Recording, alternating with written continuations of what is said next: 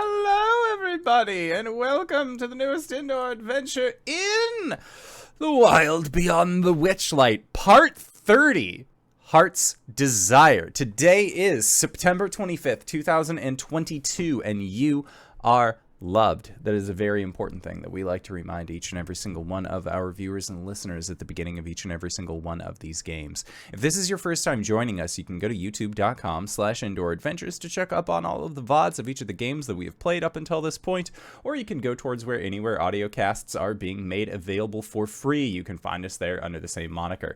And speaking of things that are being made available for free, if you go to patreon.com/indooradventures, you can check up on our after show called Nights in the Courtyard, where we answer questions not only from each other, but also from the community. So if you have any questions for myself or any of these other fine folk, you can, of course, always post them in the Twitch chat to the side. The easiest way for us to see those is going to be joining us on Discord. The link can be found in the Twitch chat to the side or in the description of this video or audio cast down below. Getting ready to run this adventure, have comments on adventures we've already run, again, join us on Discord. It's going to be the easiest way for us to see that.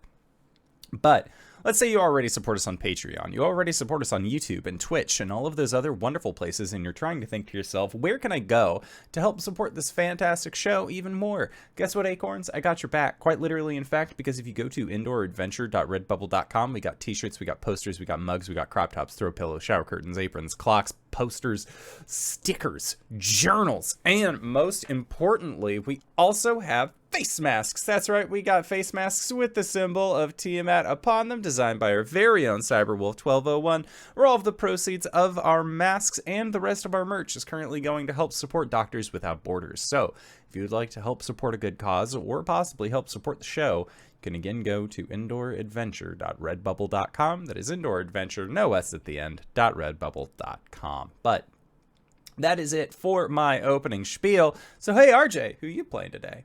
Hello everybody, today I'm playing Vice. I'm RJ. Wow, I'm already fucking this up. He is the Tiefling Rogue Warlock. Hey everybody, I'm Sarah Roberts. I'll be playing Lowry Moon, the Hexblood Spore Druid. Hey, both use she, her pronouns. And I am Mediaflare, they, them, and I will be playing Balhadur Morthak, Dragonborn Ranger. Hey everybody, I'm Wings, also known as Danae Keener. I'm going to be playing as Clout Impkin, the Tiefling Bard.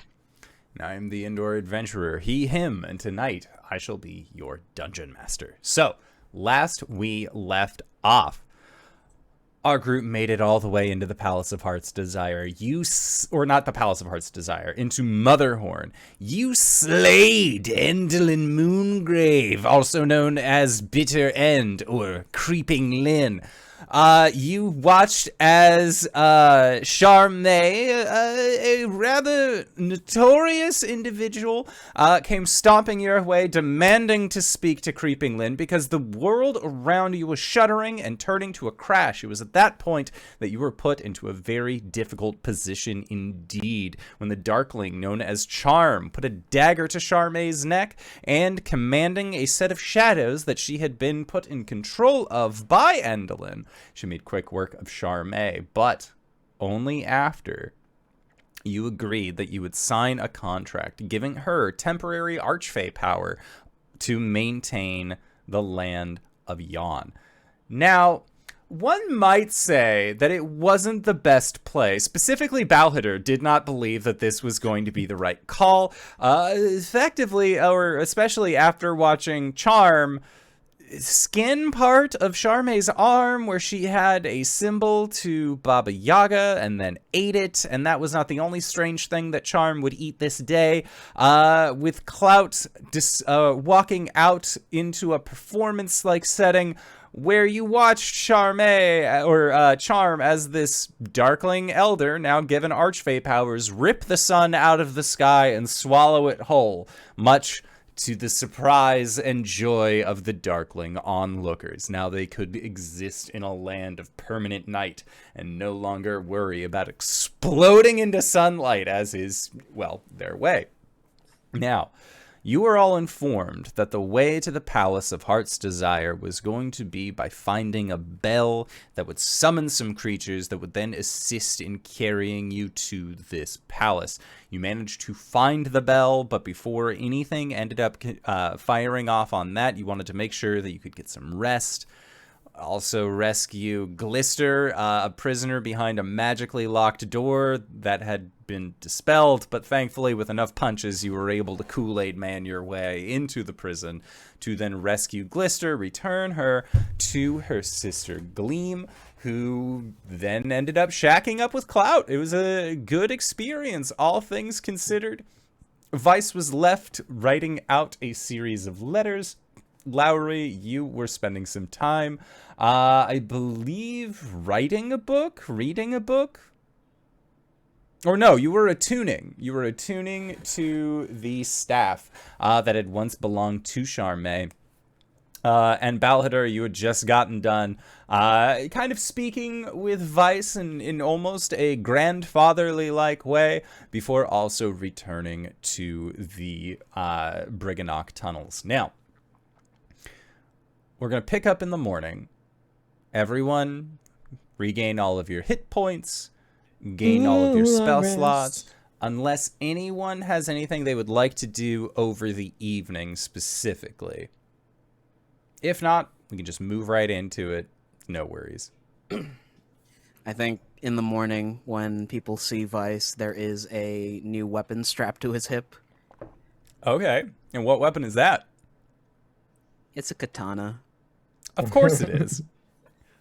It's you can see along the grip there is amethyst clusters that are inlaid in it, and the circle guard is of a dragon eating its tail. Hell yeah. Love that. All right. Speaking of new, fun, and fresh items, you were all left with a good amount of gear when we last left off, including a ring that looked very nice and shiny. Does anybody do any Arcana checks, puts on the strange stuff without looking at it first? What were you all investigating that at all, or just kind of hoping for the best? What was inside the sack? So inside the sack, you did not want to open, as you had feared that it was going to be something akin to a mimic. However, as the night would have gone on, you would have realized that this does not actually have any kind of magic in it. And inside of said magical sack, or non-magical sack therein, are 4 gold bedpost knobs. Bed knobs, if you will. All we're doing is missing some broomsticks, and we'll have ourselves a show. You said golden? Yes, 4 gold bedpost knobs that you would guess are roughly around 25 gold pieces each. Okay. I'd like to try and roll an Arcana check on that ring. Yeah, make an Arcana check. And this was the ring that was found on a shriveled hand of an elf. Or a shriveled elfin hand. 19. A 19. You would know that this ring is magical indeed, and I would say that with your knowledge of magical things, or at least your studies finally came back. Lowry has had a really bad track record of actually having Arcana checks, but this one you remember. And this is what is known as a ring of shooting stars.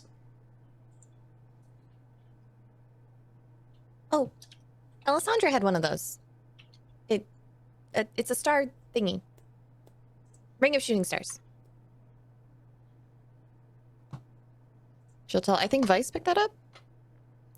Vice was very wont to keep the ring and the hand.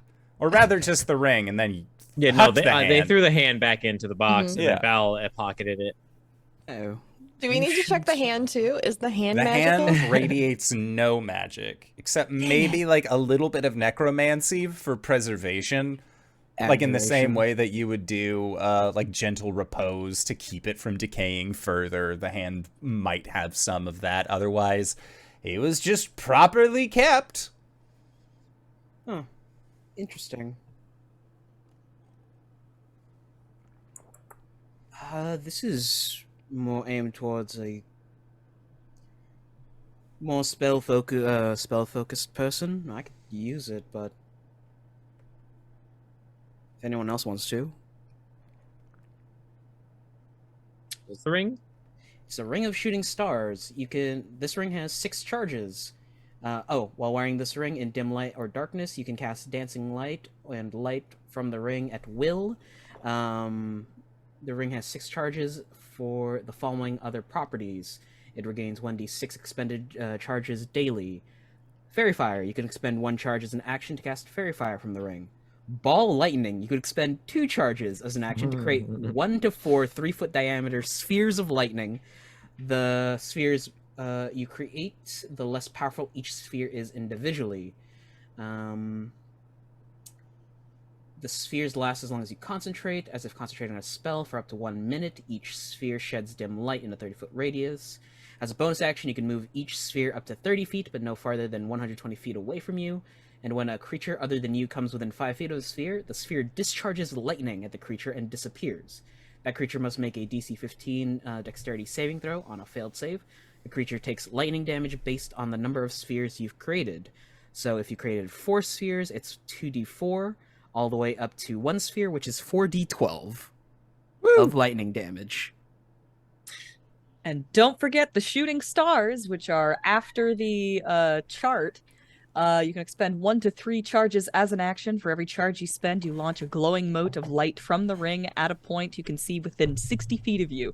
Each creature within a 15-foot cube originating from that point is showered in sparks and must make a DC 15 dexterity saving throw, taking 5d4 fire damage on a failed save or half as much on a successful one. Any takers?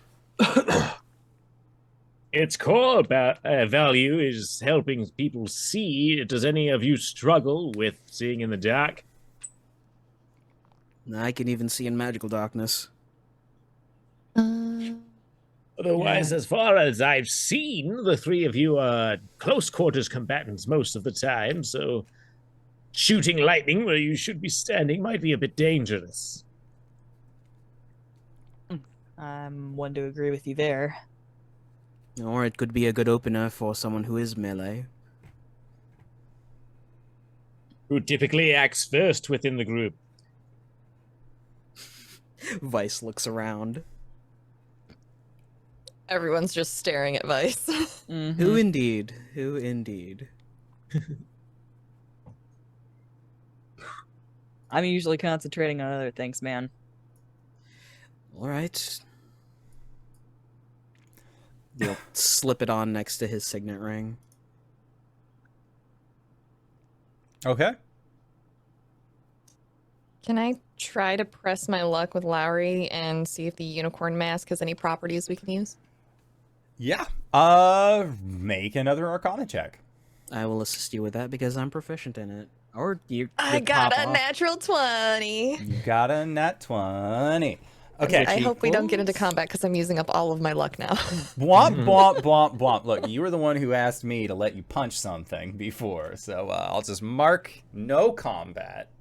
Put a no in front of Let it. me punch. Okay, I'll let you punch. Tiny druid want to punch. But Punching and combat do not necessarily need to be the same thing.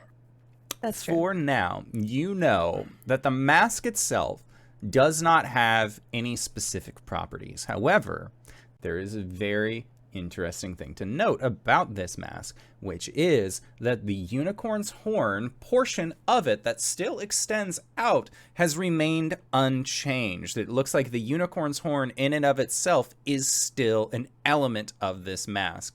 Now, in order for the unicorn's horn property to have worked previous, you have to be able to tip the point onto the thing that you are looking to break the magic of. So you are guessing that you would not be able to then like wrap the horn back onto the mask to then bring it out, because again, it is that long piece of horn that extends outward. However, if you were to don the mask yourself and do a head boop, or simply just touch the mask with the horn, you would be able to activate that property to be able to break curses.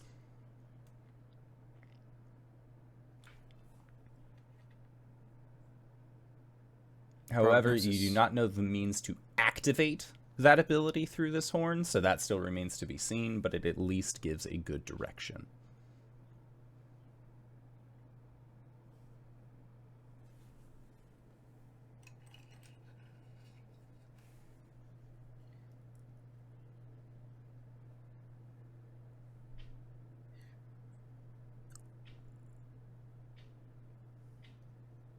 So you have gained one Majora's Mask unicorn. Fierce deity.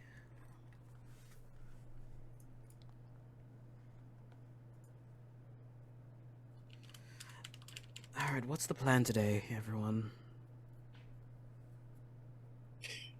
Well, we know where the bell is now. We have most of the things that we had come to acquire, but not in the same condition we were hoping to find them in. We are rested up now, and I am assuming Moon has had the time they needed to identify and understand the staff in which they picked up. Mhm. So then, unless there's a reason to stay around in this realm, it sounds like our next course of action is ringing that bell and seeing what happens next. Sounds like fun. Oh, I do have one more thing with Charme. And what is that? Yeah, she promised to show me something at the end of all this.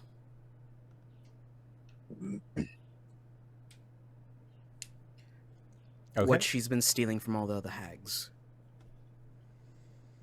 Well, unless they've left the castle, I think, or the palace, I believe we're going in the same direction. Yep. Let's go. Okay. And before you head out from the Briganock tunnels, Gleam will take an aside with Clout to say that since they know that the Fey beacons have been resolved, that the Peritons are no longer preventing people from using them, that she and her sister are going to return back to the Forgotten Realms, back to Toril. However, she says that she will meet you at the Witchlight Carnival, and she will give you a kiss on the cheek. And as she does, she will say, "I'd love to have you catch me sometime." Guess I'm just gonna have to chase. Okay. And she just sort of like giggles to herself, and walks off. And her sister, who you will find has acquired another one of the bottles of exquisite elven wine that you had tried to sequester, is in the process of just getting into it right off the bat.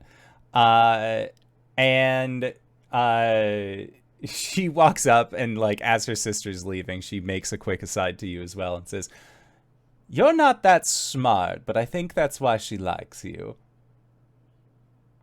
Thanks. She's not talking about running with trapeze artists. Goofball. She, like, rustles your hair and walks off. I like to catch Glister. real Okay. quick. Yeah, Glister is early morning cups. Y'all, like, she can meditate for 4 hours out of a hangover. You were sleeping for 4 more. Hey. Good morning, handsome. Morning. Vice turns away really quick, and then like pops back, face normal. Could I ask you and your sister do a favor for me? She, like, looks at her sister, looks at you, kind of squints her eyes a little bit. What kind of favor? She's already taken with your friend, so I don't think that's going to pan out. I have seen Chicago. I'm not going to even try. If you find yourselves in Waterdeep, could Ew, you why make would I a- ever do that? free drinks? Can't turn down? Okay, I'll hear out your request. If you find yourself in Waterdeep, Troll Skull Alley, there's a bar there called Spirits and Spirits. Isn't that, like, a gang bar? Like, I've heard that all of those, like, snaky stabby folk drink there. It's fine. Ask for Hubris. Hand him these, and he'll hand her 4 letters. Tell him it's from his better half. Is this some sort of weird sex thing? No. It's just letters to family. I was hoping it was a weird sex thing. All right, I'll deliver your boring letters. We could make it a weird sex thing, but No, I it's don't too think late. you The have enough moment's time. passed. Just the Shame sun that. getting eaten out of the sky and all that. I think I'd rather go home. That is this a point. real buzzkill. Well, I hope you two stay safe on your journey. And she nods and just says, maybe at the end of this bottle, come find me at the Witchlight, huh? And she, like, taps your face twice and then walks off. He'll give her a wink and point to Gleam. I'll make sure that idiot gets back to you on the whole catching you thing. And she just sort of smiles and nods. He'll wave him off.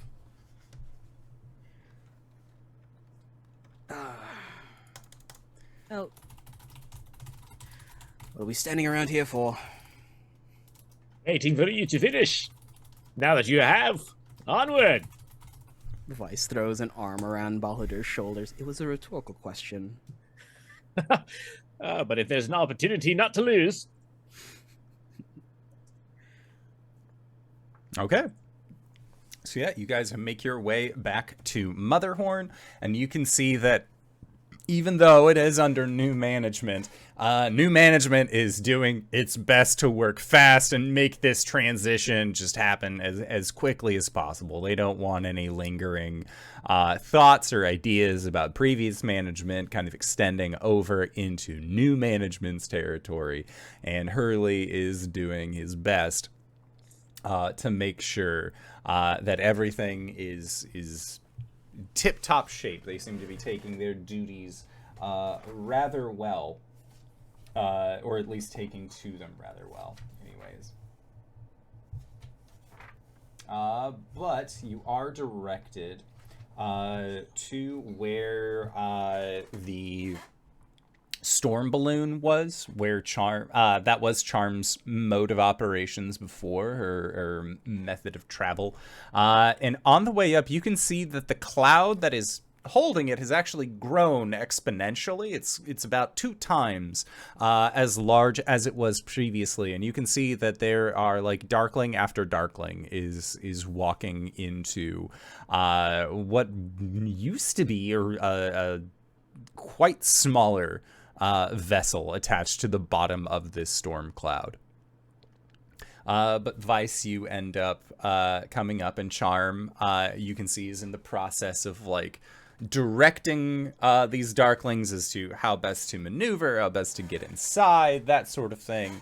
And then she sees you, and she gives that same wild, sickening smile that you have seen her make before, and she sort of, like, brushes off the other darklings and comes over to you and just says, Vice, it's so good to see you. Is everything going okay? Everything is doing fine. Keep looking at me like that and you'll charm the pants right off me. Well, girl can dream. If you'll excuse us, we'll be making our way to the to our next destination. Oh, yes, carry on and all of that. As you were. You don't have to tell me what you're up to. I honestly don't care. If I remember correctly, you promised to show me something in your balloon. Yes. Yes, I did. Yeah. I'll show you a few other things as well, if that's all right with you. The jacket comes off. It is tossed at Clout. She, like, looks at you and just, not sure what you're intending. Someone's Jacket a little goes back gung-ho, as it were. Listen, That sometimes... jacket just went directly over his head and then was just, like, pulled off like it was a coat rack. There's a tear in it from where it caught one of your horns. Mending. Sorry, it's I been a understand weird the couple heat of of the few days. moment. Let's Gets just the better go of before all I of embarrass myself even more. As you were. I kind of liked it here. And she will motion for you to follow her into the balloon. She says, we kept all sorts of things here. Little trinkets here and there. Things that, well, Herringons would trade us, or the bullywugs. Really just people who were looking to make a deal, and that's sort of how we got our start here. This balloon, as you might have seen, not as big as it once was. Well, rather bigger than it used to be. That's because we're going to fly. Been able to use these temporary powers of mine to build us an ark, as it were. Something that we can all travel in. Are you and the Darklings going somewhere? Well, once everything pans out, and I'm assuming that you free Zbilna, or whatever her name is now, I would like to not be here or get the most mileage out of these abilities before they are surreptitiously taken from me. Wouldn't you agree? Yes. So, big cloud, big ship. I have labeled this as, I believe, my kin in this situation would call it a hut. It is my new flying hut. It's a rather nice, personal choice, design-wise, as it were. Rooms for everyone. They seem to just extend on ad nauseum. A bit like a magnificent mansion spell, then. A little bit. At least in this situation, there's always room for those running from the sun.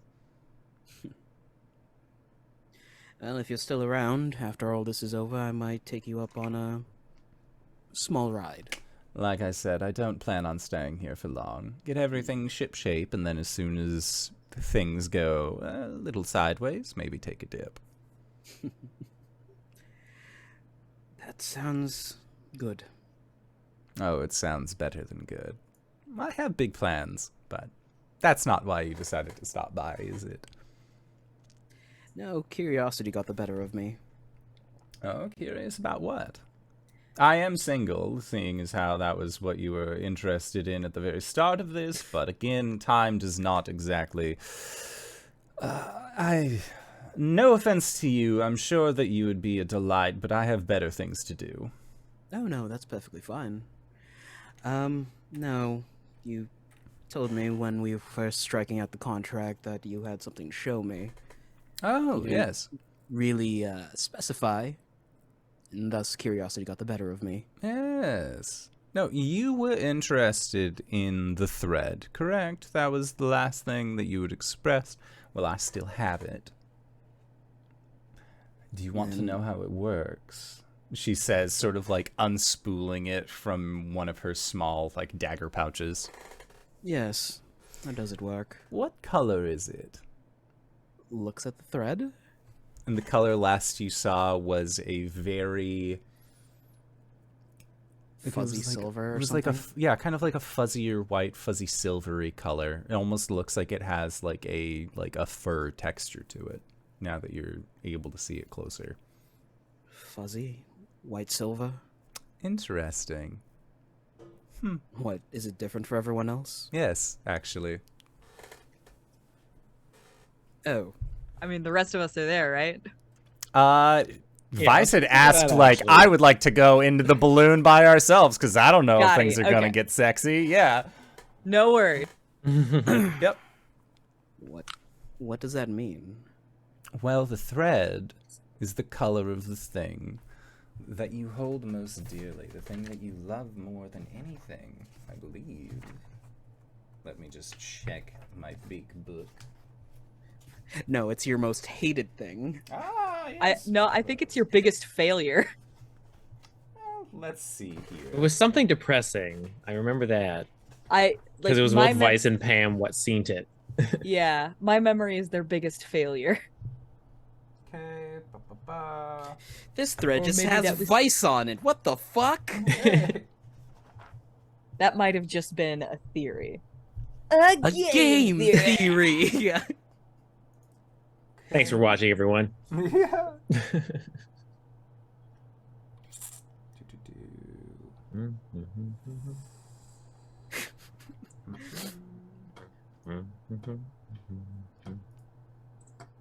I will let you know.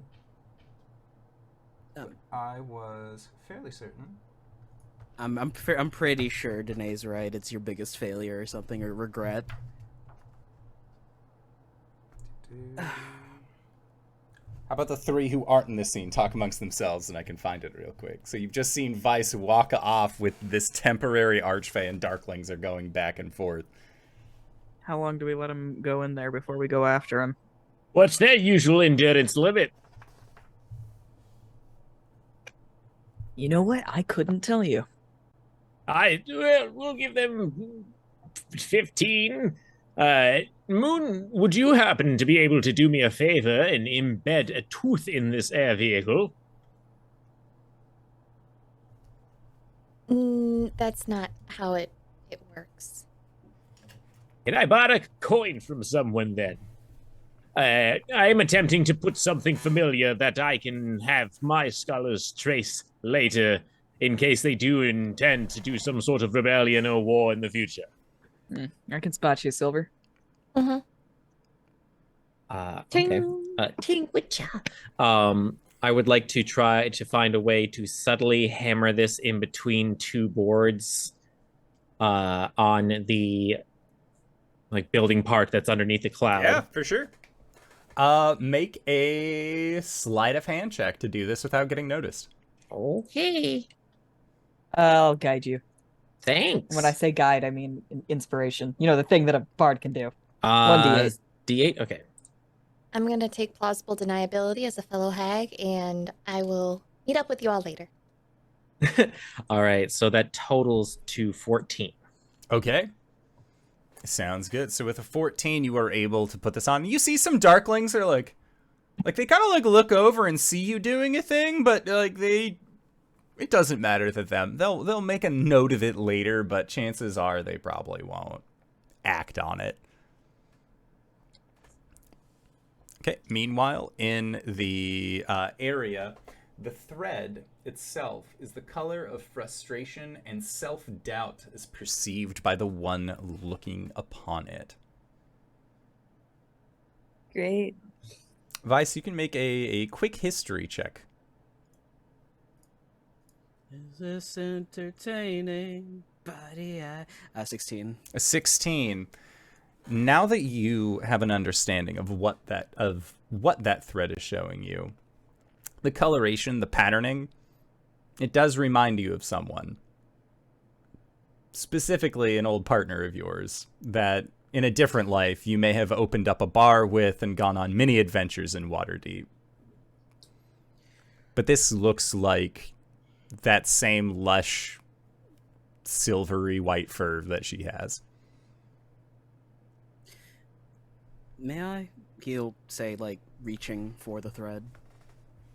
She says yes.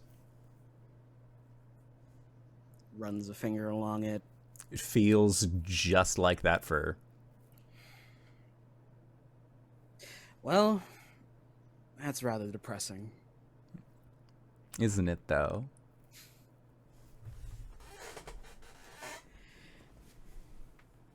I don't know whether to thank you for showing me this or not, but...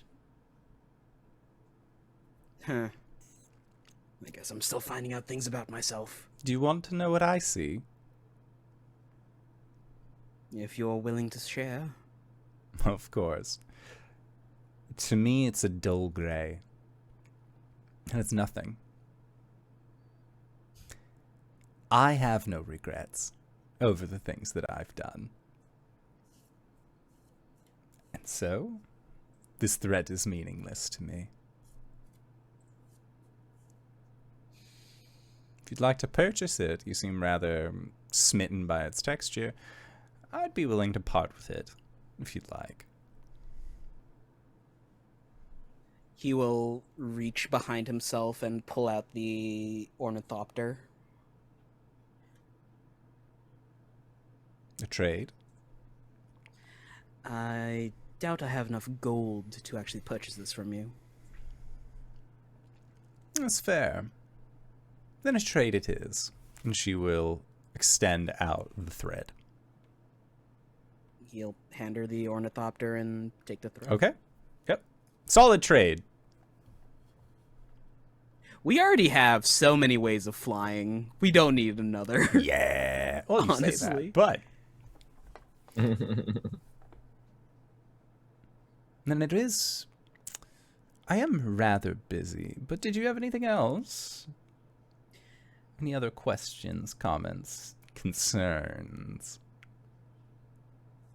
Good journey to you and yours. Thank you. I We'll- expect that after everything's said and done, we'll have a home. That you can be rest assured. Yeah. Home to return to is a good thing. It's one way of putting it. And she will take her hat and give a very gracious bow towards you and then pops it back on. Vice will be spinning the thread between his fingers as he leaves. Okay. Sounds good. Yeah. So, Lowry, you wanted to turn a blind eye on all of these dealings with hags. Where did you want to go? What would you like to do during this situation? Lowry's gonna go look for Charme's remains. Okay, yep, you had dragged them into the 10-foot deep trap, and it looks like they reset the trap, but they didn't bother moving the corpse. Am I able to disarm the trap and get into the pit? Yeah, I mean, it's a false floor. It's Mhm. not that Yeah. difficult to disarm. You can even, like, trigger it yourself and then hop in there. But yeah, you find Charme's now day-old corpse, and, like, it's like, you can see the bruising of, like, where she had been attacked previously. Like, it is that kind of, like, post-mortem corpse that is here, that it was left in not a great way. But all of her parts and pieces are still there, other than things that you took.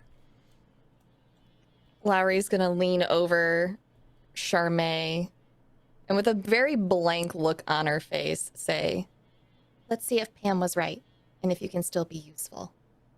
and she will reach out her hands over the corpse and take on that unnatural green light that seems to emanate from her and push it into the corpse as she lets her fungal infestation Yeah. infest this corpse. So you have those motes of basically like spores that seem to rain down from your skin, almost as if they were like dust motes or anything like that. And as you kind of push it in, you can see that the bloated, bruised parts of Charme's body begin to also glow, as like you see like little dots and little motes again just sort of like begin to speckle on her. And then what you would swear is veins begin to turn into that almost like that dark blackish color of old blood. But then you realize that as the veins are spiraling out, that's not a vein. That is the little fibers of a mushroom tendril that have begun to sort of like extend outwards. And as you use this ability, you see like the fingers begin to twitch and move in a variety of ways, almost like electrical signals are getting sent to her. As you can see, hand begin to move and eventually like finds a flat spot and then builds themselves up as these shelf mushrooms begin to grow out of her person. As Charme begins to stand in front of you, still looking very fresh, but on the spots where she was most heavily injured, there are a variety of fungus that have begun growing from her. Lowry will take a step back, cross her arms, and kind of kick out her hip as she assesses this newfound ability and says, Stand on one leg. And Charme, you see, will like lift one leg and like brings the hands out to try and balance, and then has to like set a foot down and then lifts the foot up again to try and balance. Like she's trying to do the best, but you can tell that like the motor function is a bit lacking on this corpse. It looks like it's getting the hang of it, though. Good. I won't be needing you anymore then. And Lowry's just gonna punch Charme in the face. Okay. And the neck just like snaps backward. The body is still standing straight. Do you is there like on a timer? Can you dismiss it? They are raised with 1 hit point, so Okay. all it takes is one. Just pop and then down onto the ground, no longer moving. But Lowry yes, will you have dust off her hand. Yeah, Lowry will dust off her hands and climb out of the hole. Okay. And I will say that you are, at this point, Vice, when you return to the party, Lowry, you are making your way to the rest of the party as well. What does this look like to all of you? A quickie. I meant the thread in my hands. Oh, sorry. What does it look like to the rest of us? Well, it is on a by individual base, but the thread is the color of frustration and self-doubt. And I will say not just color, but it also will have you can have it be a slightly different texture, that sort of thing, but Oh, God. yep. Self-doubt. I imagine for Lowry, it's it looks very porous, like mushroomy. It looks No. like pine needles. Oh. Like that kind of emerald green color of the deep wood. Like the location where she was killed. Yep. Oof. What does it look like to Clout? One of two things, but either way, it would be white.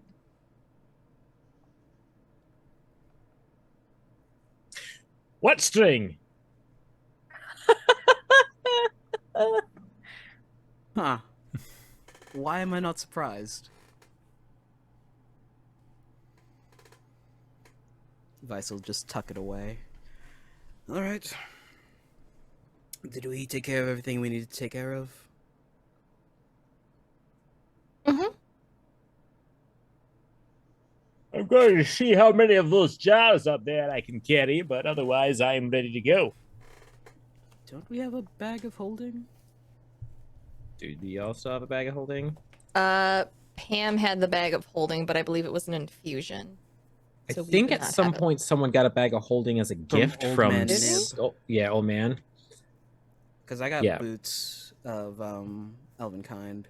Yeah. From Nib, Otherwise, and yeah, I the know- one Pam made that was originally carrying Clapper would have been done. Yeah. I think I'm pretty Clout sure might the have only- gotten it. I'm pretty sure the only bag of holding we ever got was the one that Pam made. I 'Cause- think. What did Clout get from Nib? Haha, Folkluk and Bandor. Okay. And And that then- was because Clout said nah, left, and then Pam's Pam went in and was like, "Hang on, I want to get something for them." Yeah. Mhm. And I know Lowry got the dust of sneezing and choking. Mm-hmm. Okay. I thought we had two for some reason. All right. Dang. All right. How heavy are these bombs? That is all they are to me. Yeah, so these bottles, filled with lightning, I would say that they have a similar weight to, we'll say it's like a bottle of beer kind of thing. Like, it's not too heavy, but if you're carrying like 12 of them, it can be cumbersome. Oh, you know what? I take it back. The thread for Clout isn't white. It's that same like scratchy stuff that he sees over people's faces. Mm-hmm. So it's more like steel wool than a thread. Yeah. But it's always like moving. All right. So then Bal is going to grab a total of 1, 2, 3, 4, 1, 2, 3, 4, 5, 6 of them and put them in their backpack. Okay. Grab 6, so there are 24 bottles of lightning left.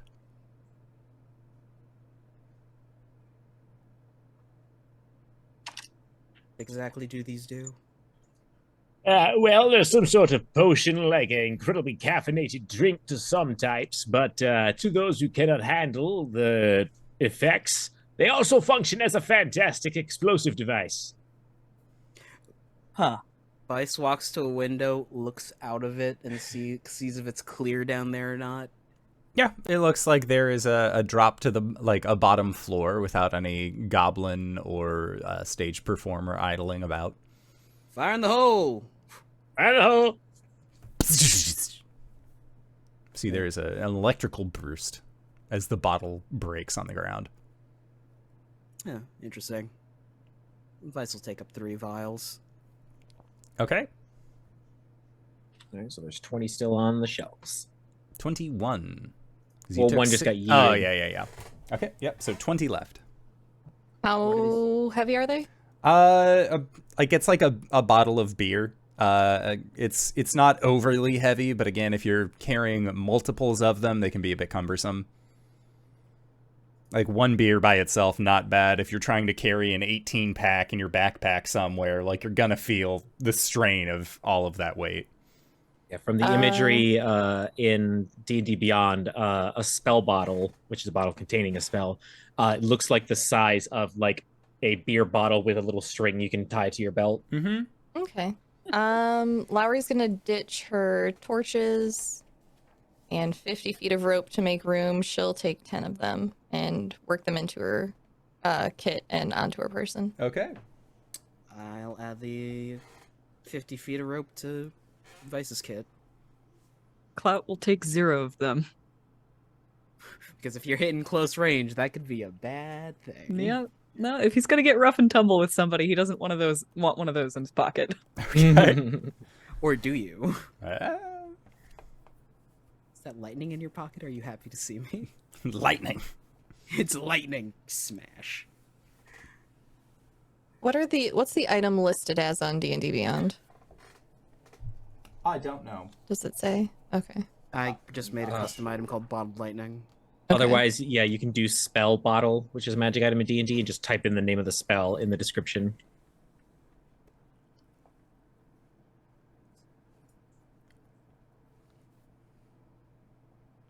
Yep. You can hurl it at somebody, and if it hits, they take 2d6. Yeah.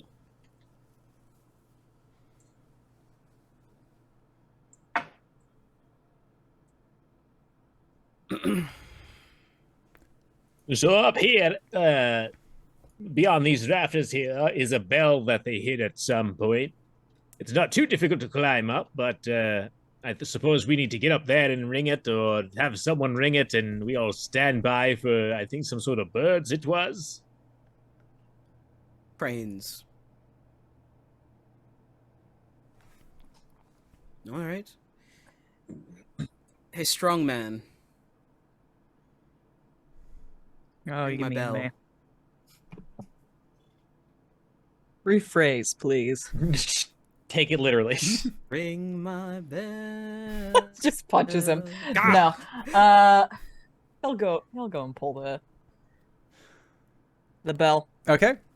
He'll grab it from the highest place that he possibly can and then like take a jump Whee! so that he goes flying up into the air. Okay, sounds good.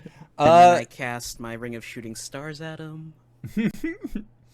Okay, so the bell rings, and from this balcony area that you are near, you immediately see that there are what look to be like 8 specks on the horizon that are coming in your direction. Based off of how quickly they are moving, you're guessing that it'll take roughly about 20 minutes for these cranes to arrive, but they seem that they are very much on their way, looking forward to just grabbing the shit out of you guys and taking you exactly where you need to go. Hold So you up got a little 20 banner minutes. over my head, and I wait for the demons to grab me and take me to the village. Yep, you got 20 minutes. Is there anything you want to do in 20 minutes? Go ring the other 2 bells. We've got some time. Looking over at Clout. What? When exactly do you think we'd have time to do this?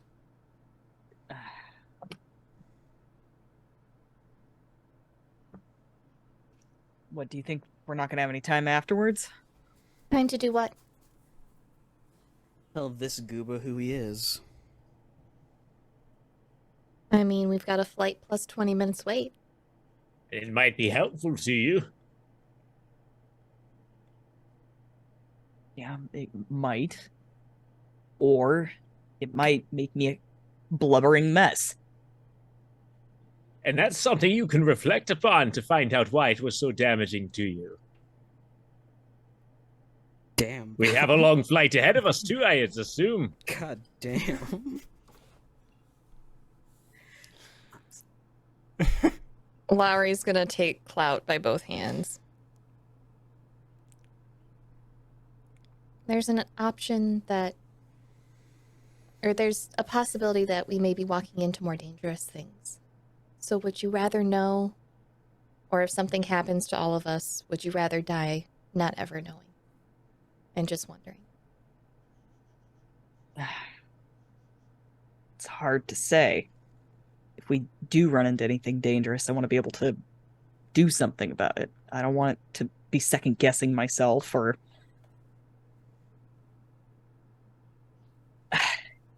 whatever it was. I chose to forget it. I think that's a mistake now, sure but that your lack of memory was consensual? am I? Do I remember whether or not I decided this? It was a long time ago, and we were talking about all choose to get this. amnesia? It was implied that this is something that you came to Zybilna for. Yeah.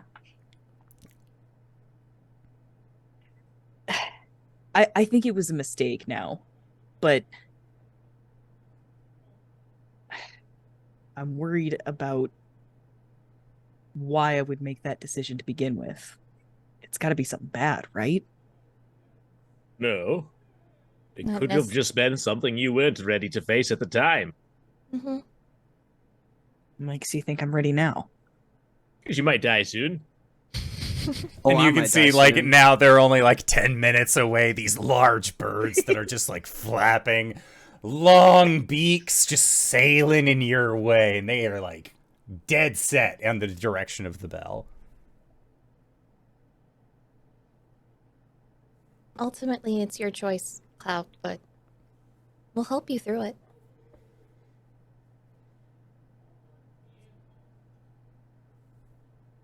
What's the most important thing?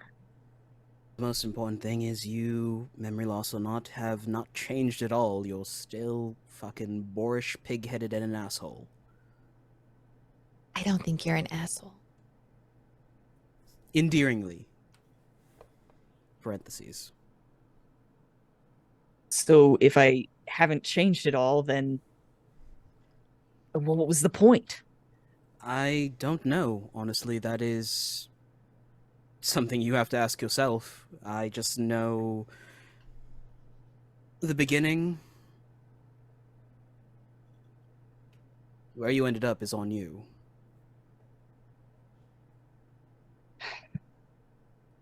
Why does Cordial hate me? Vice goes into his bag, pulls out a hip flask. You're going to need this. So, Cordial, from my understanding, hates you because you said that she can't see me.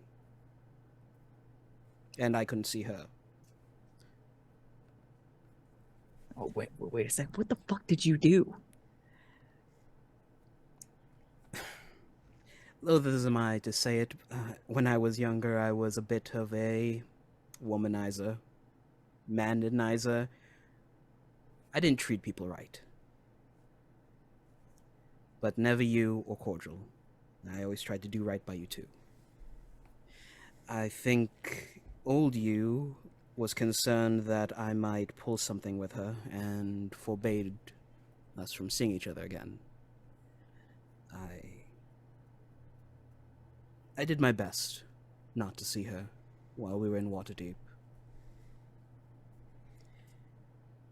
When she went to school, I pitched in a bit. Made sure she had to work, but, like, not too hard, so she could focus on her studies.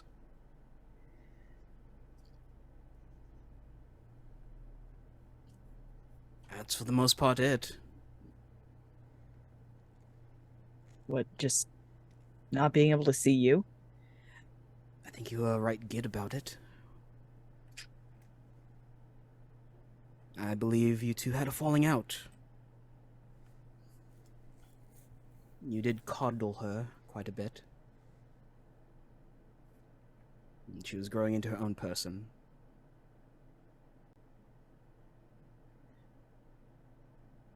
Do you know how she's doing now? She's fine. Assistant in a potion shop off Market Street. I think she's been saving up enough to start her own place. Good. I think she'd like that.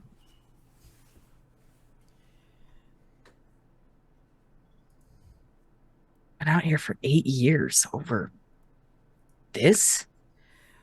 Like I said, I know the beginning. I don't know how you got here.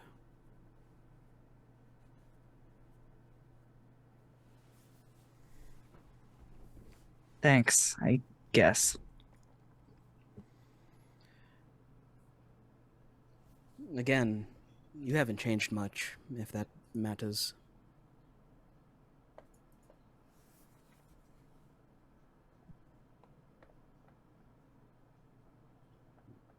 I don't know how much that matters.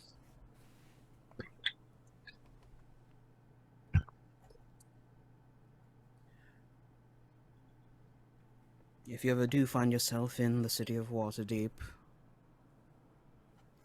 you should look her up. I think she'd be glad to see you.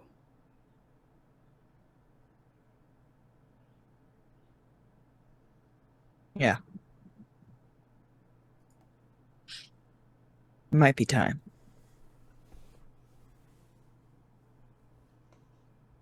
Vice punches him in the shoulder. And speaking of time, your companions, your new crane adventurers have arrived. And I say crane adventurers, I just mean big-ass fucking cranes. These things are massive. They are definitely some sort of giant crane, and there are 8 of them. And as they arrive, they land on this area, and then they sort of like look at you all, and then just like squat down a little bit, and each 4 of them will extend wings out to allow you to climb onto their back. You all want to hear the most embarrassing thing to ever happen to Clout? Vice is saying as he like hops on top. Sure.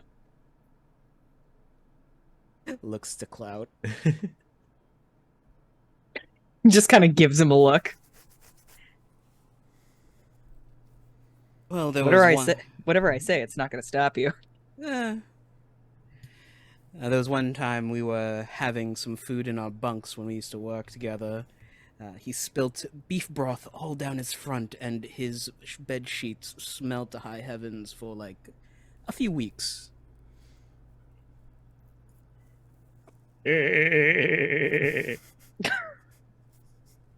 Attracted quite a lot of rats. Balhadur will climb up on a crane as well. Yep, and even though Balhadur is a chungy them, this crane seems strong enough to be able to lift up with you on it, and They can grip him by the husk. get him by the nape. But yes, these cranes with you on their backs will then take some time to kind of like head up, realign where they need to go, and then they are off once again, and the 4 of you find yourself flying through the skies of Yon. It seems like, again, without, the lightning and the frequent aerial problems that would otherwise exist here in this part of the demiplane, flying is not bad. It's not too difficult. And you feel the rise in the ascent, and as they continue to lead you higher and higher and higher, you eventually part through a large barricade of mist, and then you find yourselves at the base of what looks to be a large mountain. And you can actually see that there is this broken road that extends down and more in a southward direction. And as you get a good glimpse of where you are currently, before you can even begin to see the Palace of Heart's Desire, the one thing that you notice while you're up here is that you can perfectly see all three different corners of Prismeer. You can see hither, you can see thither, and you can see yon. And you can see one of them being more boggish. You can see the other being a heavy forest. And again, you can see yon, this area where you came from. But above them all, in the center, you see a massive palace. You see a twilit palace that emerges dreamlike from the clouds. A giant marble tower ringed by delicate spires casts its shadow over the rooftops below. Another tower teeters nearby, torn from its foundations and held aloft by a coiled beanstalk. Monstrous vines cling to the palace walls and choke the promontory of rock on which it perches. Now, as you continue to observe your surrounding, which, again, the Palace of Heart's Desire is a rather beautiful place. It's a rather wonderful place that seems to be bathed in this twilit glow. There is something that you are, that may put those of lighter heart on edge, which is that you hear and can see hundreds of birds burst from the canopy of an ancient forest below you that scatter in all directions, and you recognize this forest as being thither. Moments later, a much more ferocious creature erupts from the woods, a sinewy, pale green dragon that takes to the sky and flies towards the palace. Its mighty wings carry it to great heights. Once above the palace, it drops like a stone and vanishes from sight behind the palace's high walls. Balladur, you would know this creature as a Jabberwock. The rest of you would also remember this creature as a Jabberwock, and you were told never to encounter it, as it's a man-eater. It will devour. That's a whole lot of nope. As the cranes begin just taking you again, still ever closer to this same castle. Balladur, you muted yourself. I did. We are about to find out if something that is unslayable can be slain. Does anyone have a Vorpal sword? No, just a regular sword. I left my fresh- Vorpal sword in my other pair of pants. We can still try and make them go snicker snack and see what we can do while we go galumphing back. What? Quoting the poem, or they're quoting the poem. Oh. How do you make something snickersnack? Onomatopoeia. Words don't go snicker snack, though. They do, depending on what time period and regional location you go to. Dawn is the sound of an explosion to some countries.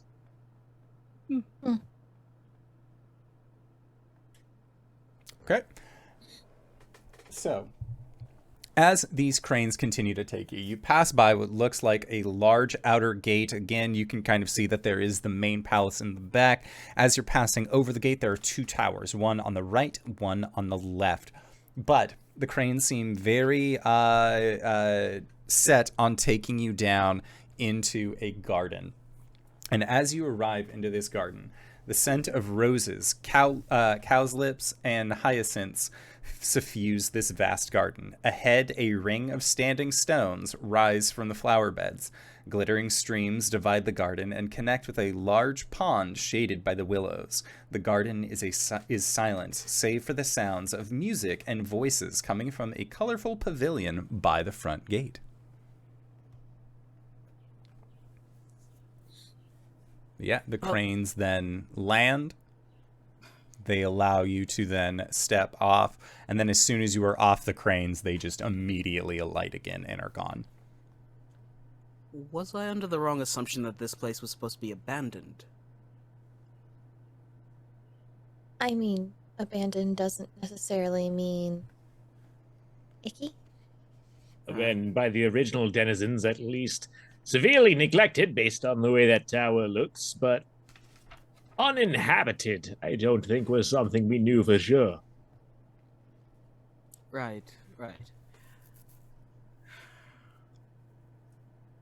Yeah, and as you're here on the ground kind of looking around, you can see that there are, like, in the distance, there are fruit trees that have, like, golden and silvered fruit hanging from trees respectively.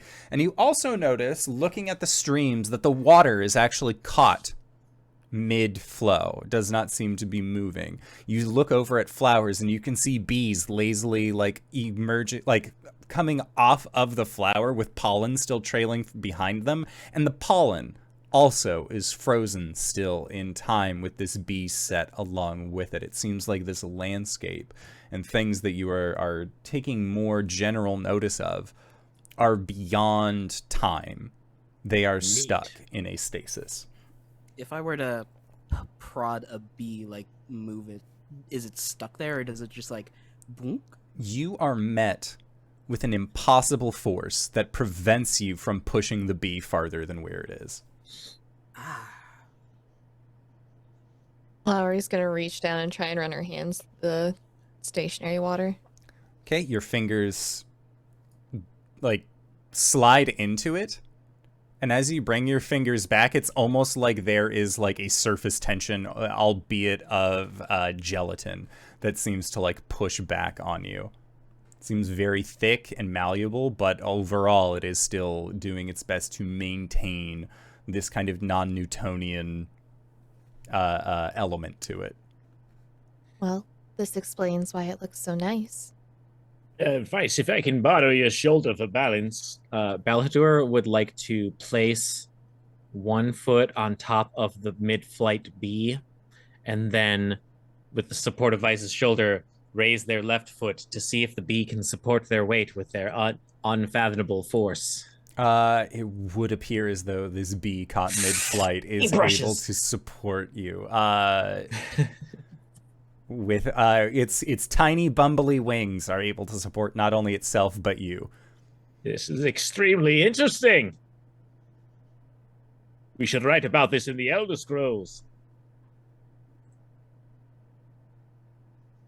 What? The fact that I can stand on a flying object. Grab a cheese plate one day and we'll write it down. You'll understand one day. Mm-hmm. So the palace is stuck in time in some way, it seems, or at least parts of it, based on the bee in the water. So it would seem. I wonder how long it's been this way. Granted, time is already a fucky concept in our world, but could this have been the cause of the fracturing of the realm? Is it a cause or a symptom? Could be both.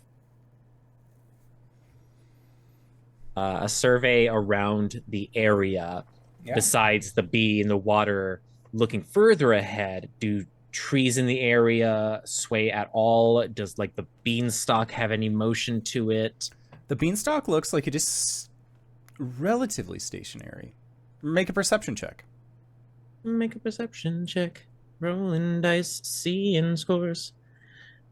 Yeah, 13. 13. From this distance, you do not see any general movement. It could just be that it's moving either so fast, it's so far away that it doesn't look like it's moving at all, like some clouds, or it could just be that it's not moving very quickly. You're not sure. It does look like it is sort of maintained. It doesn't look like it got caught, like, mid-burst out, like this was some emergent growth that was, like, there and then time froze. It looks like this was either part of it before or something that came after. You're not really sure on that. But as you go to look around, not only do you see these gold and silvered fruits hanging from a variety of trees, Balhadur, as you are exploring around, you actually come across a pavilion. And the reason why this pavilion is quite astounding to you is that you see 7 guests, one of them a talking bear, lounge around a picnic table covered with an emerald green cloth and laden with cakes, teapots, teacups, and cutlery. 2 of the guests are motionless and silent, but the others are engaged in spirited conversation. At the back of the pavilion, a string quartet of badger minstrels plays delicate chamber music. And walk backwards towards the rest of the group. And Like, as I you have walk some things. as you walk back to the group and inform them that you have made some discoveries, that is where we're going to go into our break for the evening. We're going to try and be back in 5 to 10 minutes. Don't go no place unless it's to grab a food, grab a drink, grab a friend, or possibly go to indooradventure.redbubble.com. Pick yourself up something nice, and we'll see you all shortly. All right, everybody. See you soon. Hello, everybody, and welcome. Hey everybody. So guess what? What? Chicken butt. But continue. But Chicken butt. I don't know. That's the I punchline to the had joke I've something- been trying to find. Oh, I need a notebook, Simon. Can you recommend me a Oh, notebook? actually I can. Yeah, so this notebook that I got from shop.therookandtheraven.com. Now, what was really cool about going to shop.therookandtheraven.com is not only could I completely customize the cover, even the pages themselves, so that way, like mine, for example, are a lot of notes for the four keeps that if you zoomed in, you could probably see what I'm planning for the next set of arc, but don't worry about that for right now. You can also get customizable, like ring binders on the side. You can upload. You can add new pages into it, and they have like completely unique covers. So this was actually from the spring 2022 collection. So if you go to shop.therookandtheraven.com right now, you won't be able to get this cover, but you can get a lot of other really cool covers to go with it. Now, you're probably thinking, customizable journal, awesome pages, great friends, a lot of things that we can actually utilize. But did you know that there's actually an even better reason to go to shop.therookandtheraven? And that's because if you use the code HypeGoblin at checkout, just HypeGoblin, you can get 15% off of your overall purchase. And that's not even for like a collected journal. You could be just getting the key rings. You could be just getting the paper, just getting the cover that you have right here. And if you use the code HypeGoblin, again, that is HypeGoblin, all one word, you get 15% off of your overall purchase. And that's been good since the start of this campaign. I'm guessing it's going to be good even well into long. People are checking out on the audio cast variants of this. We're trying to help save you money, and we're trying to help our good friend, make it as one of those media influencers. So again, shop.therookandtheraven.com. What are you waiting for? You're also lovable and wonderful and so good to me. And I just want everyone to know I added artwork into mine of Lowry. It's like a scrapbook now. Aww. And here's the original piece that inspired the entire character by Alyssa Vamp, Yay. aka Satan. Satan. Hail Satan! But yeah, so if you were looking for a snazzy journal all of your own, you want to help support, not only some good content creators, but also a pretty decent company. You can go to shop.therookandtheraven.com. HypeGoblin, save you 15%. Hey, that's me. I'm decent. Yeah. Speaking of support, is the poll still going on? The poll is not, I believe, for the Game Her Awards. Mm-hmm. That It is ended? actually, they extended it until tomorrow. Well, we should mention some of that then. We should. Okay, guys, gang, acorns. Did you know that one of our own members of the Proof of Fools has been nominated not only for Best Cosplayer of the Year, not only for Best Charity Streamer of the Year, but as a de facto Best Twitch Streamer of the Year. That's right, our very own Hype Goblin, Sarah Roberts, is currently being nominated in 3 different categories, all of which would make her cry if she won. So what I am asking you all to do, RJ, post the link to the Game Her Awards. Let's make Sarah cry. Let's make Sarah Let's make our friend cry. cry. Brackets affectionate. Go and vote for her. It's super easy. All you have to do is just type in either Sarah Roberts into the search or the Hype Goblin. RJ's already on top of it. He's posted it with the keywords already in. It's never been easier. Click the link. Vote for our friends. Let's make her cry. Bracket affectionate. Hey Sarah, I have this site bookmarked so I can check every single day. Okay. So, go check it out. It's a great time. Wait, Silver? Yes, you are an acorn. Everyone here is acorns. We're all acorns here. Acorns from the top down. And you want to know what acorns do? We help our community grow. And the only way that we can do that is by doing things like helping to vote for a friend who does fantastic work each and every single day. Please go check out the link that's in the side. Thank you very much. I love you all. And we love you. Mwah. All right. Back in the game, Balhadur has just seen that there is a group of individuals, including a talking bear, that are being entertained by some badgers, and you are making your way back to where you last left the group. Speaking of the rest of the group, were you just kind of like letting Bal go off and do their thing? Did you want to explore on your own? What seemed to be the best means for you all? If I'll send Whisper with Bal. Okay, Whisper is going with Val. I'd like to climb one of those trees and try and get one of the gold or silver fruits. Okay, do you have a preference? Surprise me. Okay, roll a d6 for me. Okay. If no one grabs him by the collar, Vice is exploring. I rolled a 6. A 6, okay. So that is going to be even. Let me just see here. Okay, that will get you a gold fruit. Ooh. And it plucks off the tree really nice. It doesn't seem like it's bound by the same time properties that the bumblebee was. And kind of feeling it around on your hands, it feels very nice. It feels warm. Can I inspect it to see if there's anything arcana-y about it? It does seem like it has a little bit of magic to it. Cool. I rolled a 3. I'm so glad it has a little bit of magic to it. Yep. I would say that with the 3, like, you're a nature wizard. You are a druid. You are akin to, like, the idea that the green fuels all of these things.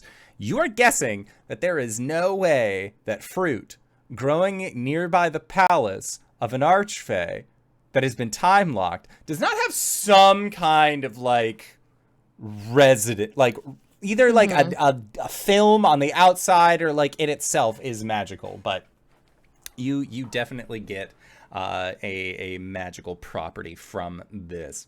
Vice, you said that you wanted to, if nobody was stopping you, you wanted to run around and do a little bit of exploring. Sure. Okay. Yes.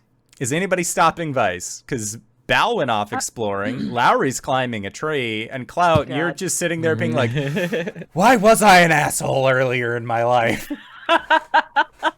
So I slick my hair back kind of asshole, or just kind of a dick? You used to eat apples while you evil monologued. I don't have a response for that. I don't know. I would like to throw the apple. I thought only at death Clout. gods liked apples. What? Okay, yeah, Clout, you get beamed with a golden apple. And it, like, hits against you, and there is that, like, sound of, like, apple going, like as it connects. Like, it's not a solid gold chunk. It'd make, like, the noise, but it gets embedded in the hole. Yeah, like lands. Oh, yeah, no, and, like, there is, like, that appley juice that is, like, coming down and, like, is getting near your eye, and, like, all right, now I remember why I'm an asshole. Careful, it might be magical. I just wanted to see if it was real or actually made of gold. Just eat a gold brick at your friend. These are dense. How does that make it any better? I didn't have to climb down the tree to get another one. Yeah, why not? Clout's just gonna like chunk, like take it off of his horn and like smell it. It's the way that it smells is like almost a fresh baked apple pie is coming from the inside. Like there's that little bit of like extra sugary that comes with the actual like the drizzlings that are in there. There's a little bit of like that cinnamon kick, and then like also like a little bit of an added spice to it. You're not really sure what that added spice is, but it smells like you would steal this off of somebody's windowsill, or like a Disney character would be like flying with their feet making little wings as they are like drawn to it. It smells delicious. All right, just made a good boy roll before anyone stops him. He bites into it. Okay. How much of this apple do you eat? It's delicious. Well, he's just gonna take a bite out of it for like to start off with, and just kind of like, Question: what kind of apple does Clout like? Does he like super crispy, might break your teeth off when you're biting into it, or do you like? I don't imagine anyone, but are you like a mealy apple kind of person? no, I think he likes a good crisp apple. That sounds nice. And like it has like Foley sound, like the most audible, like nice sound that an apple can have as you bite into it. It makes that noise. All right. Fun fact about Foley sounds, they actually bite into a plastic bottle because it's a lot crisper. Oh no! Actually. I looked around for a plastic bottle. There's none to be found. Okay. Oh. Yeah. Well, that, but like with more juice. Please do not try to imitate the juice. Spoot. Sans juice, please. Yeah, no, he just crunches into that apple. Then Okay. he's gonna like walk over under the tree to like just so that he's ready to catch Lowry in case she falls. Okay. As you eat more than half of this apple, you gain the following benefit. Oh, You're on You- fire now. You have advantage on wisdom saving throws for the next 24 hours. that's incredible. Do you feel like Yay. you're gonna die? I mean, we're All all the gonna die. time. I'm sorry, what was that? Two people spoke at once. I mean, we're all gonna die. Crunch. Yeah, I know, but I mean from the apple. He kind of looks down at it, like, you know, like, oh shit. Crunch. No, I don't think so. Okay, good. Incoming. Lowry's gonna pick some more and just toss them down to Clout. Okay. Gold or silver. Oh. Determining that the gold ones are safe to eat, she'll probably pick a gold one for each party member if Okay. she can. For sure. All right, and then Vice, you wanted to look around a little bit. So you were dropped off basically at the very front of this wall. There's the gate that is behind you, and you can see that there are these like strong wrought iron looking bars. And then there are the trees. There's there is the river that kind of runs by, and then of course there are those two large towers that you had seen previously. And it looks like one of them has a staircase that actually leads up to it, and the other, the way that you would actually get to that tower is by walking along the upper barricade of wall that is attached to the far right-hand side of the palace itself. It doesn't look like there's a way from the garden to get up directly to there without some use of flight or climbing or other dexterous things that Vice is good at. Could we also get a map? Yes. Eventually. Yeah. I will provide that. Jogs back over to the rest of the group. So, it doesn't look like, well, we could get up to one of the towers using the stairs there, but then we'll have to take the ramparts to the next one. Clout tosses a gold apple at Vice.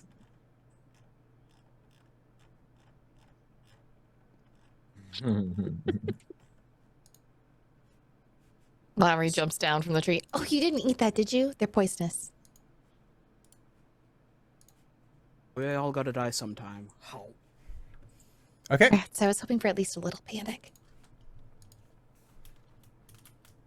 Yeah, and yeah, Vice, as you eat over half of this, advantage on wisdom saving throws. And spontaneously combust. Okay, and I have put the map into the Discord. I just click. Okay. He's huge. Boy, oh boy. Oh, I'm getting fucking Tomb of Annihilation flashbacks with all that green. Yeah. It'll be fine. This ain't gonna be any Tomb of Annihilation here. Why would there be? That is a lot of green. But yes, stairs over there, and then points to the other tower. We have to go in to get out into that tower. And Balhador, you had in the bottommost of the map, there looks like there is a little covered area, almost like a tent. That is where you had seen the guests. Okay. I would assume then at this point I have returned to the group. Yeah. Okay. Y'all went your separate ways, explored around a little bit, and then came back. I have found some non-inanimate persons. Balhador gets a apple tossed at them. I'm more of a carrion and insectoid type person, but I'd appreciate it. Nice catch, Simon. I know. That gnat has been flying around my fucking station all night, and I finally got him. I thought you were talking about the apple. No. The apple was a good catch, though. Great job. I'm still in this done. game. Yeah. Otherwise, up ahead on the other side of this gate, there is a pavilion in which there are some other still unmoving things like the bees in the water, but there are some persons conversing and music playing. Seems only some things in this area are currently frozen in time. Shall we go talk to them then? Not a bad idea. Find out what's going right. on. You sure they're friendly? They were playing music. Music lovers can't be that unbearable. It doesn't always necessarily mean people are friendly. It does mean that they're not immediately ready for combat. Unless they're barbarians, and then we have another thing to worry about. I think the correct term is scald. Give me a few more levels, then we'll see about that. Nose begins to bleed. Okay. So as the lot of you get closer, you will see that there is what looks to be a human farmer. And you can tell because they are wearing like the burlap clothes and all of they have a little hat. They look like the not Moomin from Moomin. They look like what is it, Snurfkin? Is that the dude's fucking name? From it doesn't matter. They have a little hat and clothes on that you can tell desperately or very like pointedly makes them look like a farmer. And they have a pumpkin in their arms. And the pumpkin has like the jack-o'-lantern face, but the jaws like keep snapping out. He's like, no, we can't keep doing that. And like you see that the farmer is actively conversing with this pumpkin that desperately wants to eat things. And you overhear that the pumpkin's name is Yamzu. You see that there is a rather haughty-looking aristocrat of a elven lineage. And then you see a stout body, very broad, that you would guess is attributed to a dwarf, but it is very hard to clock them as this dwarf is headless. It seems that they are missing their head entirely, and their arms are folded and feet are tapping, and like they seem to be engaged with the conversation, albeit a very obvious lack of conversation seems to be coming from them. Then you see that there is a female noble, also of human lineage, but you see that they have what looks to be like some kind of draconic rune is like on their neck, and it has like this like tealish scaled quality to the tattoo itself. And then, of course, there is a large brown bear who is, like, actively drinking wine and just mouthfuls of berries and cream. And it seems that they, as you approach, are actually in the middle of a very heated conversation, which is... they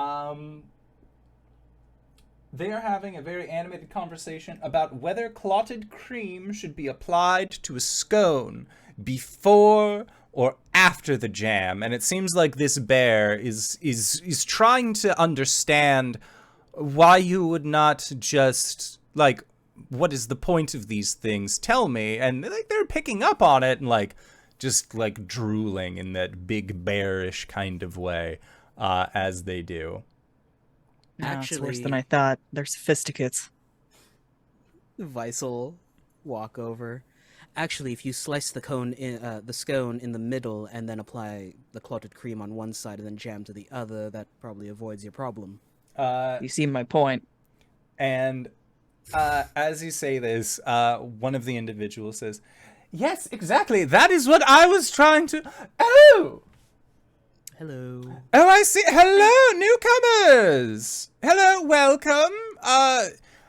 Everyone, introduce yourselves. Hello, my name is Lord Eld. And the farmer comes up, Sumai, and this is Yamzu.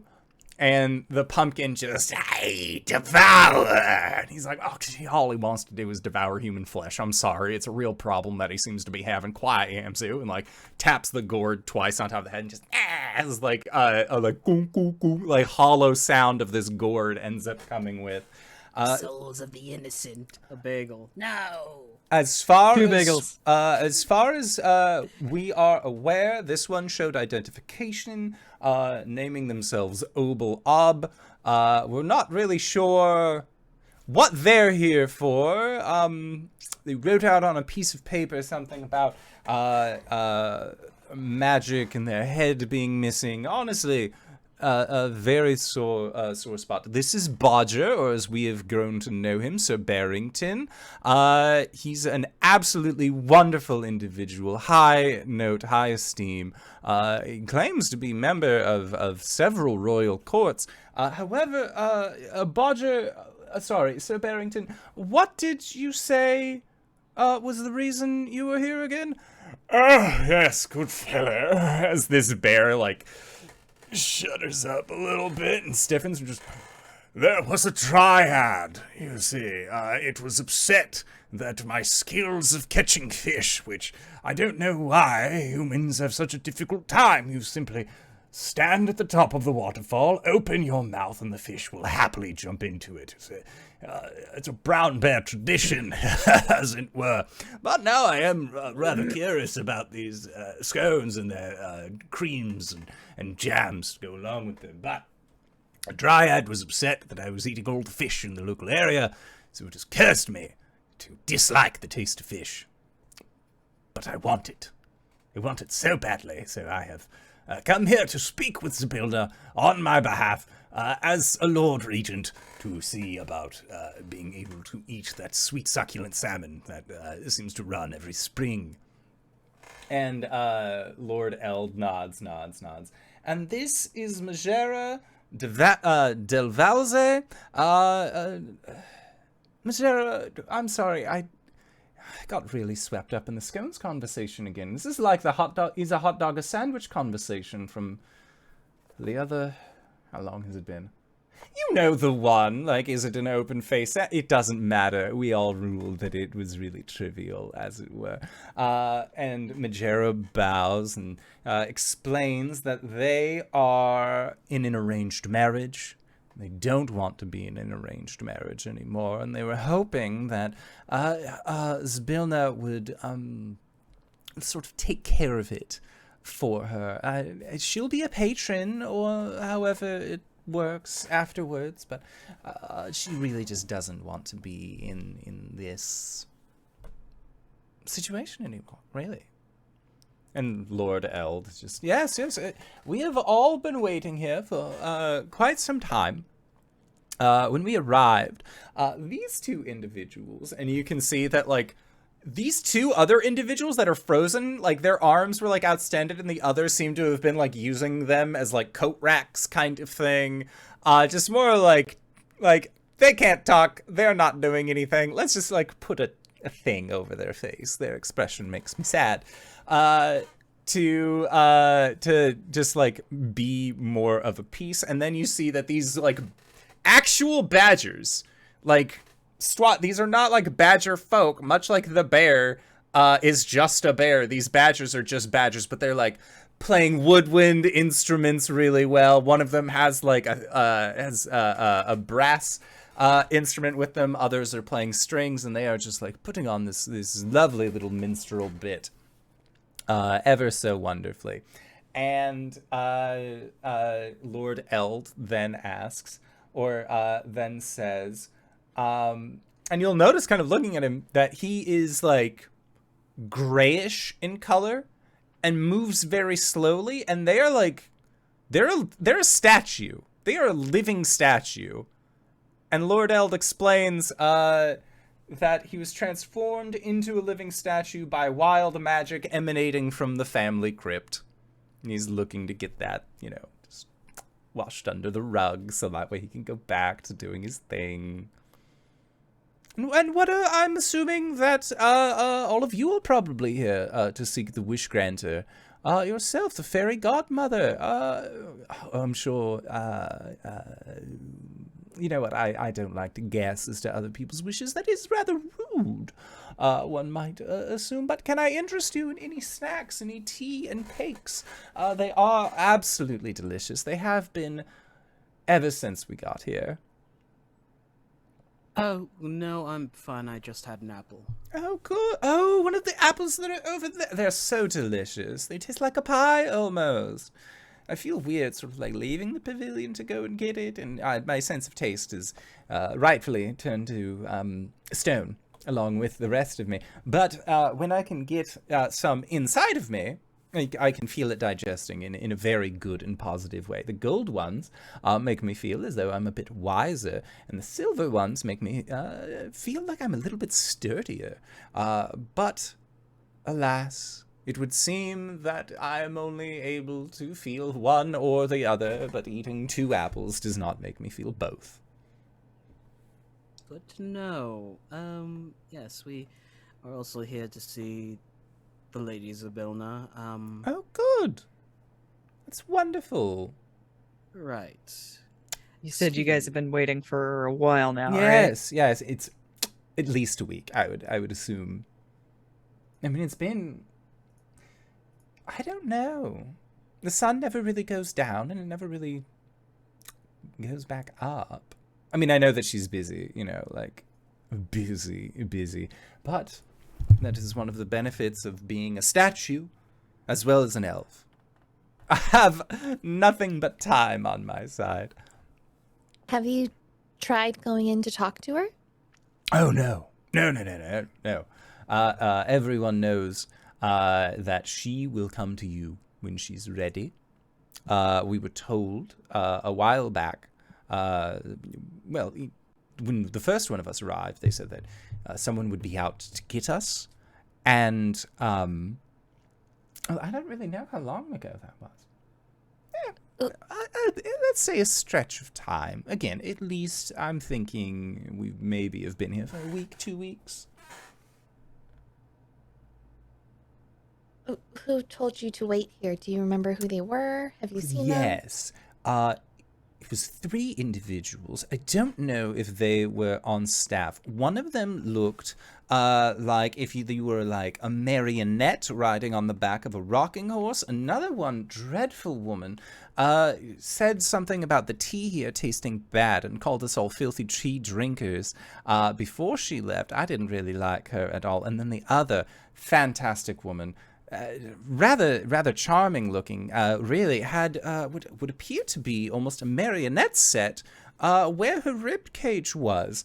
And the badgers actually pipe up at this, and one of them says, "What fine ladies they are! Their names should have been Sweetness, Kindness, and Charity for all the good they do." And the badgers all sort of nod and then go back to playing. And just yes, kindness, sweetness, and charity.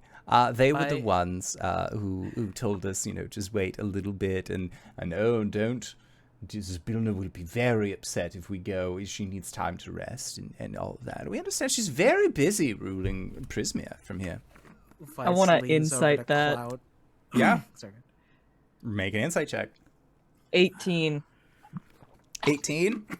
Yeah. This guy has no fucking clue how long he's been here. None of the people have any idea. They're posh nobles, half of them elven, who understand that paperwork and bureaucracy take a long time. And with that 18, when the badgers said that They should be named Sweetness, Kindness, and Charity for all the good things that they do. Oh no, he dumb. Okay. He's not All right. lying. He's just stupid. All right. But Head empty, full of beans. well, my suspicions were either they don't know any better or they've been charmed to think this. Yep. Don't know any better is a strong contender at this point. Vice was gonna lean over and say something to Clout. I think their names are Dead, Dead, and Dead. We might want to keep that to ourselves. Balladur, have you engrossed yourself into this conversation about scones at all? Not yet. No, Okay. Vice has been taking point, so they left it to them. Okay, sounds good. Oh, yes, well, we can go see if Lady Zabilna is up to seeing anyone. Oh, no. Not on our behalf. We've all introduced ourselves. What are your names? And promise, we aren't looking for true names. If you have a preferred name, we can go by that as well. We just, we want to know who we're sharing scones with is all. I am Vice, Noble Lord of Waterdeep. Lowry Moon. It's a pleasure to meet you. Oh, that's 2 for 4. 2 for 3, actually. Wait, what do you mean? Your name wouldn't happen to be Clout, would it? No, I'm Vice. No, not you. The other handsome, strapping one. Where did you I hear am that name? Balhadur Morthak, not Clout. Oh, no, we know who you are. Ah, good. They've sent word of me. Yes. Well, one individual did. It's rather loud, long-winded. There was a box, a present, here that was delivered by a rather fine gentleman with a very fancy mustache, who said to leave it for a Clout, Lowry, and Vice, and we thought it rude to open the container beforehand. But Bodger, and the brown bear, lumbers over, picks up this, white box with red ribbon that's, perfectly able to be popped open. And there is a letter on it that says, to Lowry, Clout, and Vice, love, Sir Talavar. Oh. Okay, it's probably not a bomb then.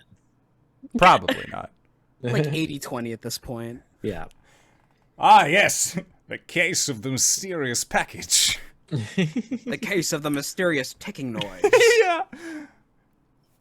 But yeah, opening up this box, you see a note that says, "My thanks for the rescue of myself and my apprentice. May fortune smile upon you. Yours, Sir Talavar." And you can see what looks like next to the yours. There's very tiny little lipstick print. You think that he might have kissed the note before he put it inside of this box. But you see that there is a chime of opening. Huh. That's useful. Could be. Well, thanks for holding on to this for us. Yes, of course. He came to deliver it, 10 years ago? No, there's no way that we've been here for 10 years. Surely we would know if it was 10 years. That's a long time. I might be long-lived, but it's still a grip. Right you are. Yes. No, he came maybe a day or two ago. Say, do you guys know if there's any dangers we should be aware of if we make our way into the palace? Dangers. Well, there was that group there was a man who had a sword strapped to his back, rather strapping, wore what looked like a bluish helmet that had like bat wings stretching from the side. There was a rather decrepit old wizard who seemed to be making his way in there as well. There was at the time a woman who had like facial markings in the shape of lightning bolts that extended down the side of her face. Said we heard mumblings that she was wanting to maybe try out a different moniker for the stage, that sort of thing. There was a bulkier-looking individual who looked rather shady to me, and then there.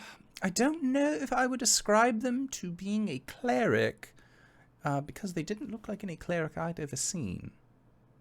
But they all went in, and they were some of the last ones that any of us had heard of entering in there. And we really only know this because two of those individuals ended up leaving later with the three. One of them excitedly going back to a theater of some sorts. Good for her, you know.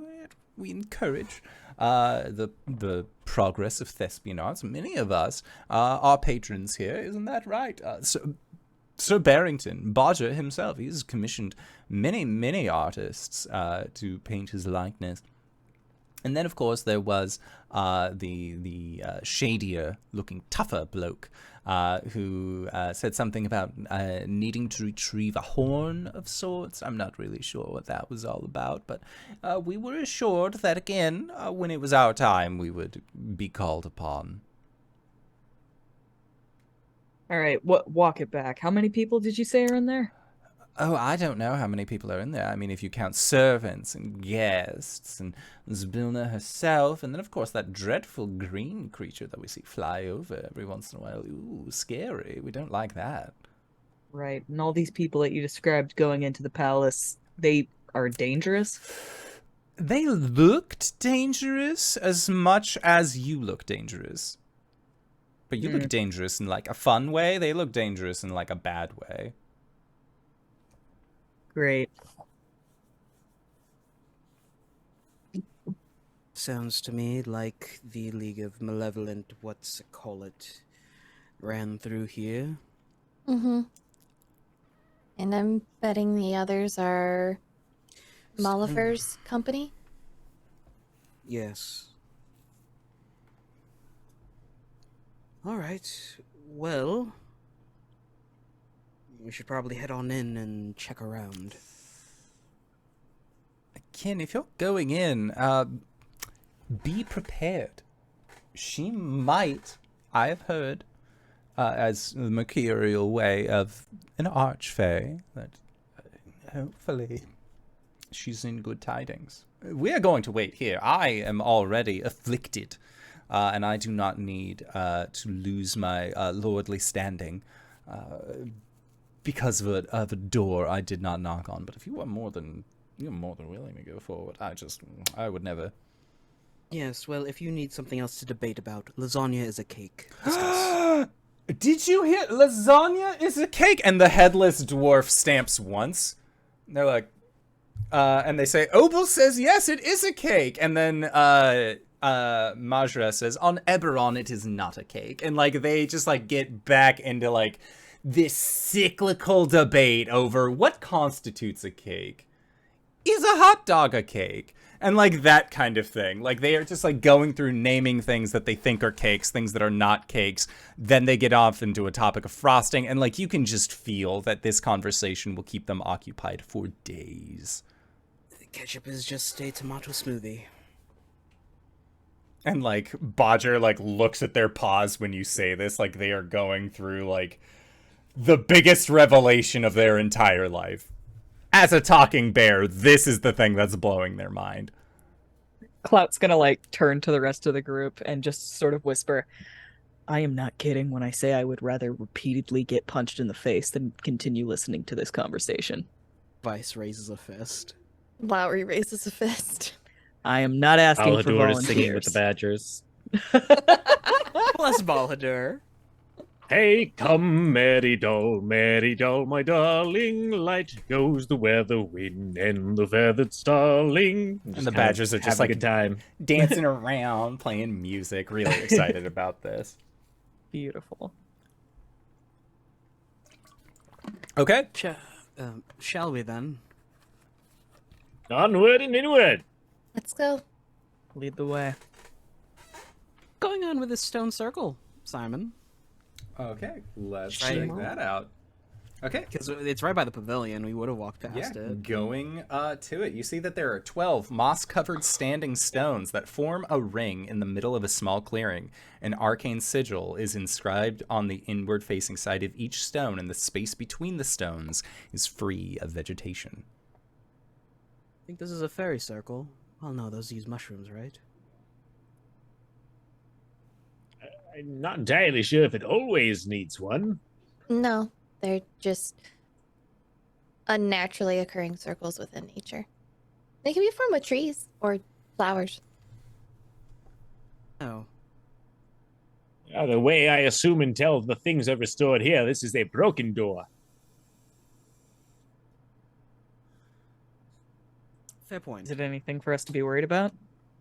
No, not now. I highly doubt this connects to Vorth or Meal, so Bless you. thank you. Okay. And then moving on, or from the position of the stone circles, you can also see through the brush that there is a rather nice looking fountain that seems to have been caught in mid-splendor, as well as what looks to be a rather sizable looking great axe that is embedded into a tree stump.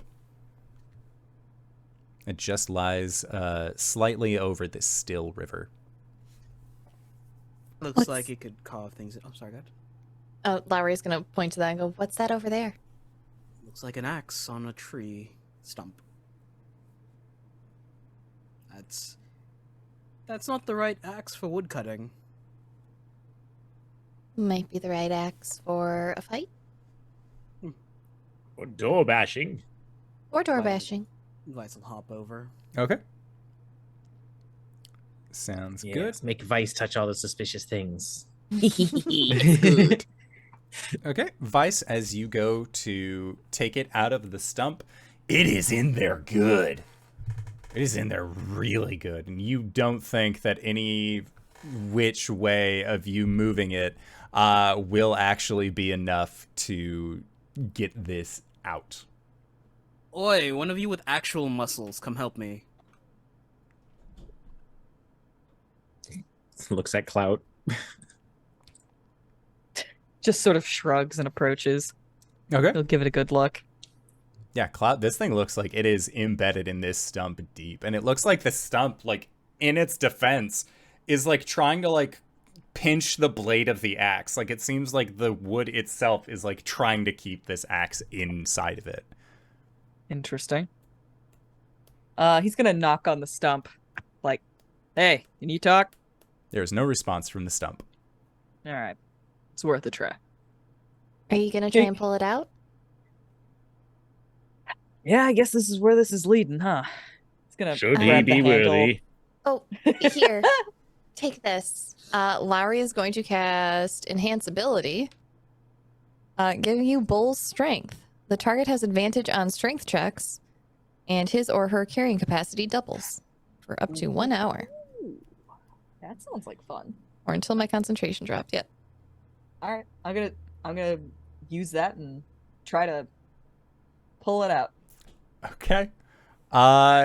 You go to try and pull the axe out, and even with your, like, the magic coursing through your muscles, the axe does not budge. Make a strength check for me. Alright. Did you say I get advantage on this? Mm-hmm. Yep. Okay. 19. A 19. You feel like lifting this axe, you're more so pulling the stump out of the ground than you are the axe out of the stump. Great hammer. Great hammer. But the axe Is it- itself does not budge. Not coming with me? It does not. No. Do you think it's affected by the magic of this place? I guess it could be. Maybe. That doesn't bode well for opening doors. No. All right. Unless we have any other bright ideas to try and get a great axe out of a stump. Mm-mm. I cast Dispel Magic on the stump. Okay. You go to lift the axe again, and the axe is just like firm. Like, it's just an old stump. It is a very difficult stump to maneuver. There doesn't seem to be a sword in the stone situation going on. It seems like this is a matter of muscles. Of course, it's more of an axe and a stump situation. Yeah. How many spells can I burn on this stump? I can just try and decay the wood away. Yeah, give it a go. Unfortunately, metal ages a lot slower than wood, so I don't have to worry about collateral damage. If it's Vice magic, it backs shouldn't be a away. problem. Just breathe some necrotic energy on this stump. Yeah. Blah, blah, blah, blah, blah, blah. Rolling. Ooh, nice. Almost max. 19 necrotic damage. Okay, yeah, this stump just begins to wither away, and you can see it like it gets that mushy texture to it, and Clout, with your bull strength still giving you that advantage, you just tear that axe out of the stump, and as it comes out, you have gained the following item. Oh-ho! Axe of whacking. You have gained a woodcutter's axe. Puck's plants axe. Is it the fucking plant axe? You have a +1 bonus to attacks and damage rolls when you use this axe to make an attack against a plant. It's the fuck plants axe. Or a wooden object that isn't being worn or carried. It deals 2d6 extra slashing damage on a hit. Oh boy. All right. It's the fuck plants axe. Yeah. Yeah, add a Good, great add axe to your inventory if you can use it at all. I mean, if you're not proficient with something, you just don't add your proficiency bonus to its attacks. Correct. Know who is proficient in martial weapons? Balhadur. Yep. And Vice. No strong. That is so funny. Well, I could make it my pack weapon. Oh no, it's heavy, I think, and two-handed. Yeah. Yep. So he like chunks it up out of the decrepit wood, just sort of turns it over in his hands and says, "All right, who wants it?" You are the one who produced it from the metaphorical stone. I haven't swung an axe at anything that isn't made out of wood. Oh, good. That's usually its intention. Hmm. I have no use for slashing things, nor should I reap any benefits from your heroic deeds. I am merely here to help this party achieve their first adventure. Sure, you don't want it, Lowry? Oh, I definitely can't even lift that. Or, yeah. Hmm. All right. Lowry Gonna, has a -1 strength. He's gonna sling it over his shoulder, just like stick it through a loop in his satchel. Okay. Just mount it on his back. He's got it if he needs it. Okay. Sounds good. So then from where you are all at, there is a large tower with a staircase leading up to the south of you. And then to the north, you can see that there is this kind of walled-in garden inside of this walled-in garden. And it seems like it's very intricate bronze work that seems to extend in a circular pattern around it. But on the inside, you can see that there are roses that are currently being grown. Neat. And then, of course, at the center of, or leading from the center of this pavilion, you see that there are 2 sets of winding steps on either side of a central walkway that goes about 20 feet up. Right? That looks like the entrance. Mm-hmm.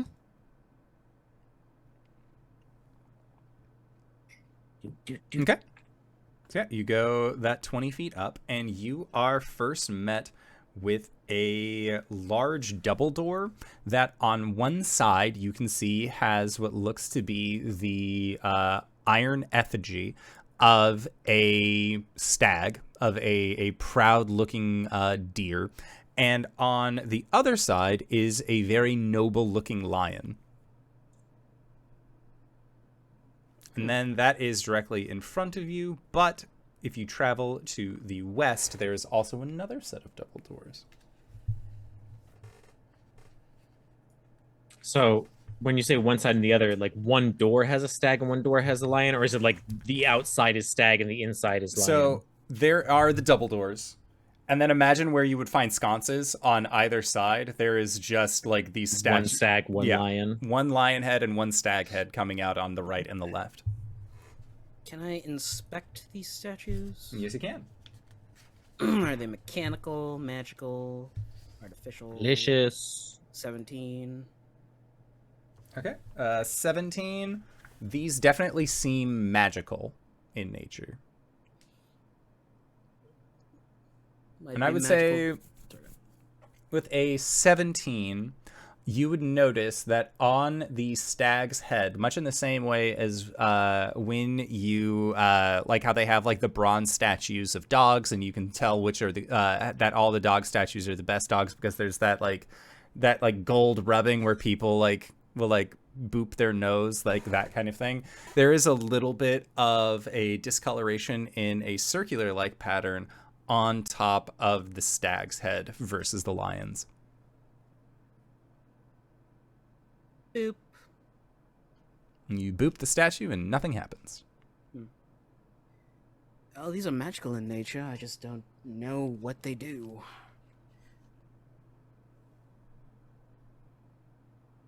Great. Does I'll try the not to lion- dispel these ones. Does the lion have the same wear and tear as the stag It does not. elsewhere? Have Maybe you rub tried? it? There is no response. There's some double doors over there to the side. You could try those. Are the doors locked right now? Have you tried them? Yeah, Vice, you go over and you try for the door, and it does not seem to budge. It seems to be held in place. Try Nice. opening the door while your hand is on the stag. Does not move. Vice does the push-pull lift. Still does not move.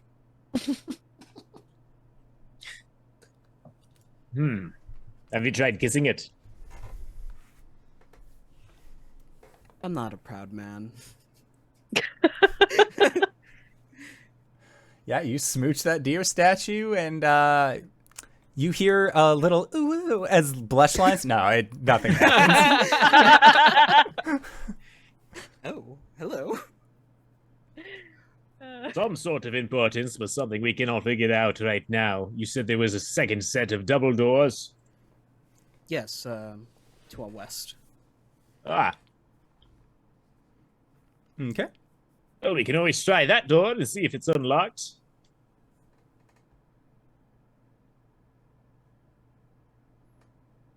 Okay. Yeah, you go over to the other set of doors, and you feel the door is actionable. You can actually like do something with this door. If Vice, you are the one who is attempting to open it. This door functions, at the very least. Weapons at the ready, just in case. Mm-hmm. Out of a curious thought, Balthador will walk over and boop the lion and jiggle the door handle. Still nothing. Right. Anybody else have any last minute thoughts or attempts to do on this here door? Charm of I opening. really feel like there's a secret to this. There is definitely a secret to this. And we could use the chime, though I believe unless Sir Talafar has given us a used device, we should have about 10 uses of it. Let's save it for when we really need it. Vice will attempt to open the door in the west. What if we try and open the door as a deer?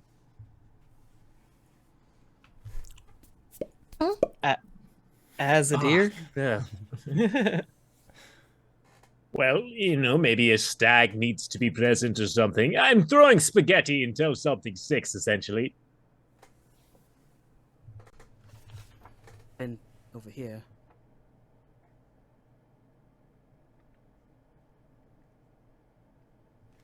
Okay. So going for the other door? Yeah, if we run out of ideas for the front door, we at least have a door. Okay. Sounds good. So, going to the other door, it opens. Fantastic. There's no secret trick. There's no trap. There's nothing. The door just opens for you, and it's absolutely wonderful. And the doors swing open to reveal a crystal carriage hitched to a pair of glass statues shaped like Pegasi. Folded silk butterfly wings are attached to the roof of the carriage.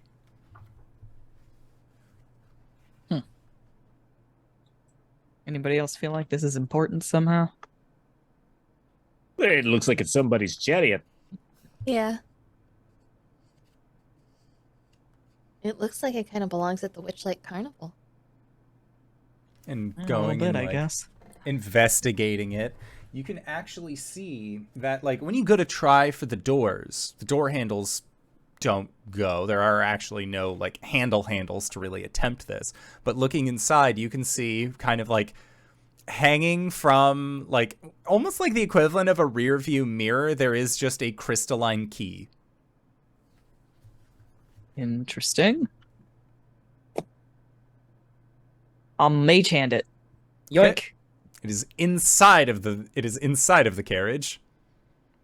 The carriage is fully sealed, so you have it and just ding, like it comes up against the window.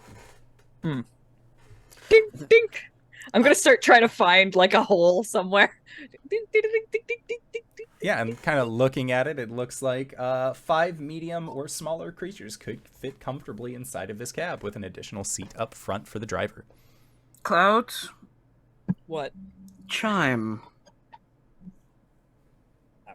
What do you think we should use it? Is that a higher elevation of importance than the front door? Well, we're in now, and I don't see a way into this carriage unless someone wants to break out a window. I can try something. It is also Means- of note that in this room, there is a doorway to the north and to the east. Yeah. Okay. If you go to page 6 on the jam board, you'll see in the lower left where we're at. Lowry's going to cast Gaseous Form Okay. and see if there's any cracks she can slip through to get into the inside. Make an investigation check. 13. 13? It takes a little bit to really, like, try and find it. You're gaseous forming all over, but eventually you do find that there is a crease where a door, like, where the door shuts that you are able to... She will go inside and drop concentration on the spell. Take the key. Can I unlock it from the inside? Yeah, you go and you put the key, like, at the, like, where a door would be, and you actually see a keyhole forms that you are then able to put the key into, unlock, and then... Let me out. Yeah, the door Clout is opens. Clout's a little bit alarmed until she does like just open up the door, and then he like visibly like deflates, just sort of like. Are you okay? I was just worried we wouldn't be able to get you out of there. I mean, if I could get in, I could get out. It was Yeah. fine. No, right, of course. Do you always think the worst? Yes. I am a hopeful pessimist. I hope for the best and expect the worst. That way I'm never unpleasantly surprised. Okay, that tracks.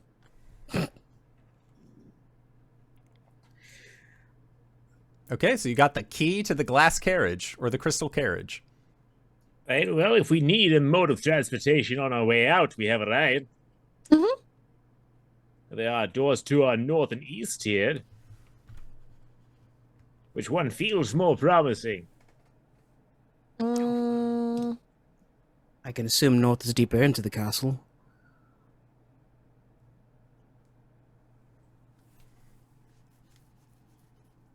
we could flip a coin. Heads or tails? Tails. Tails, no. East, heads north. It's tails. You can't see it. That's a coin! Tails it is. You said it was east? Yeah. Okay. Yeah, Okay. let's check out that door. Okay, so when you open up the door, This feels like a very proof of fools way of deciding what to do. Oh, for sure. Oh, do you mean like you're standing on a fork in the road, you don't put your sword in the ground and then just let it fall to tell you which way you should go? Honestly, very, very adventurer. Very cool. I just do that with a mushroom. okay, so as you open up the door and peer in, you see a ring of marble pillars sculpted with images of fairies and demons supports the arched ceiling of this circular chamber. 7 archways spaced evenly around the room's perimeter lead to empty turrets with tall stained glass windows set in their walls. Each window bears the image of a knight in armor. Near the middle of the room, a short, gray-bearded man in black robes reclines on a gilded wooden throne with clawed feet. The man grips the leashes of 3 small, scaly, bird-like creatures. A muscular armored man stands next to the throne. He wears a helm that conceals his face except for his red, glowing eyes, and his sword he holds is wreathed in flames. A statue of an unarmored elf stands in front of the throne. The statue is posed as if ready for battle, with a short sword gripped tightly in each of its hands. Also of note, in this area, you will see that towards the ceiling, or not necessarily towards the ceiling, but more higher up than you are, you can see that there are indeed little spots where you might be able to view down into what you would assume to be a throne room. And there is a section of wall that looks like it was caught mid-Kool-Aid Man, with bricks and other pieces of detritus still like flowing out above what looks to be this large, vacuous looking chamber beneath you. And there is a human man with a shield up and sword drawn, cape flowing, like caught mid-flow in the wind, that is just held in time above what is otherwise a rather deep, rather desperate-looking fall. But it seems like these 2 individuals standing in this room have not noticed you. As Vice is walking in and notes the scene, he quickly like just ducks down. Shit. What's going on? Looks like the League and Moliva's crew might have been fighting. I don't think they can hear us. I'm not gonna risk that. Let's move on. If we stand here and like for a couple of like a minute or two, do the people like on the throne, who's clearly the League of Baddies, do they move at all? Or Yes, are they do. Just... Oh no! Yeah, they don't seem like they are adhering to any of the same principles of dunamancy that the rest of the frozen in time individuals are, such as the dude decked out in full armor that looks like he was just rushed through a wall above a bottomless pit and then was just stuck there. Vice will just put a finger to his lips and usher everyone out, quietly closing the door. Looks like the baddies are still active. Ow. It definitely seems like they might have had some sort of part in the play that took Zybilna off their throne if they are not being affected by what is happening here. Mm-hmm. Well, we'll have to be more careful in case they come out to the rest of the castle. How many of them were in there? 3 or 4? There's, 6 members of the League, minus 1 because skin and eating. I didn't see the half-orc. But So there's 1 unaccounted for. there's 1 unaccounted for, yes. Let's keep a vigilant eye in case we can single them out while we're around the castle. Very well. Then I guess the north door is the next one we take. Aye. Okay, north door it is. Moon, do you think it would be wise to enhance our sneaking capabilities with your magic? I can. I'll have to drop the concentration on Clout. What are you concentrating on, Cloud, for? Bull strength. Strength, Oh, yeah. yeah. Enhanced ability. I'll just enlarge let's myself see. if I have to be strong again. In public, Clout Imkin. I'm sorry. Are we not in the middle of a stealth mission? You want to quip some more? Mario passed cast without a trace. Stealth. Okay. Sounds good. So, you go into the north room. And as you go into this room, you see that there is this long, luxurious rug that stretches the length of the room. And running the length of this oblong room is a rug woven with images of thorny white roses. Each of the doors on the north and south walls, south walls, has an alabaster pedestal standing inside the room beside it. Atop each pedestal is an alabaster vase that holds several long-stemmed white roses. Carved into the vase are the words, "Take one," in common. Like Wait, as a party, we take 1, or as an individual, we take 1. Unclear. 1 flower, please. Okay. Flower? Flower. Well, as long as it's not candy. Okay. So, Vice and Balhadur both take a white flower. Okay. And then inside, you can see that there are doors to the east, west, and north, but the door on the west has, again, stag, lion. The door to the north does not have this. And the door to the east, you are assuming, also would lead back out above the chasm. This, like, tumultuous-looking torrent of magic that seems to exist. Was there anything we learned about Zybilna that had anything to do with stags and lions? They might be their favorite pet. Yeah. I don't think so. Does this look worn at all like the stag in the front door? Or is it? Yes, the lion this time looks like it has etchings of where something might have rested upon it at one point. Little hats or crowns.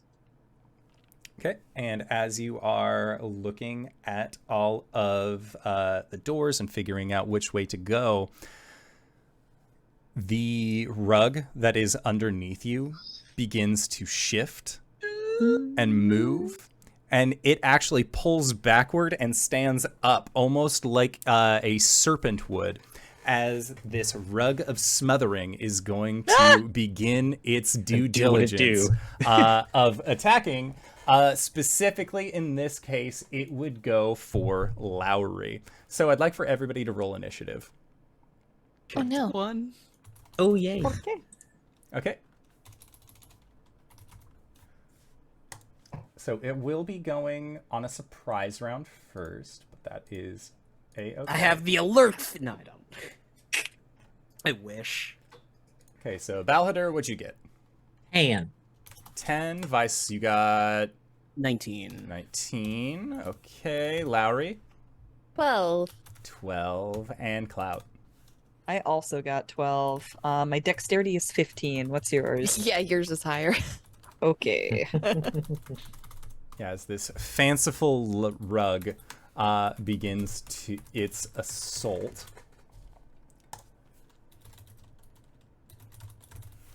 It is going to get its surprise action. Okay. And it is going to try and make an attack. That is a 23 to hit. Oof.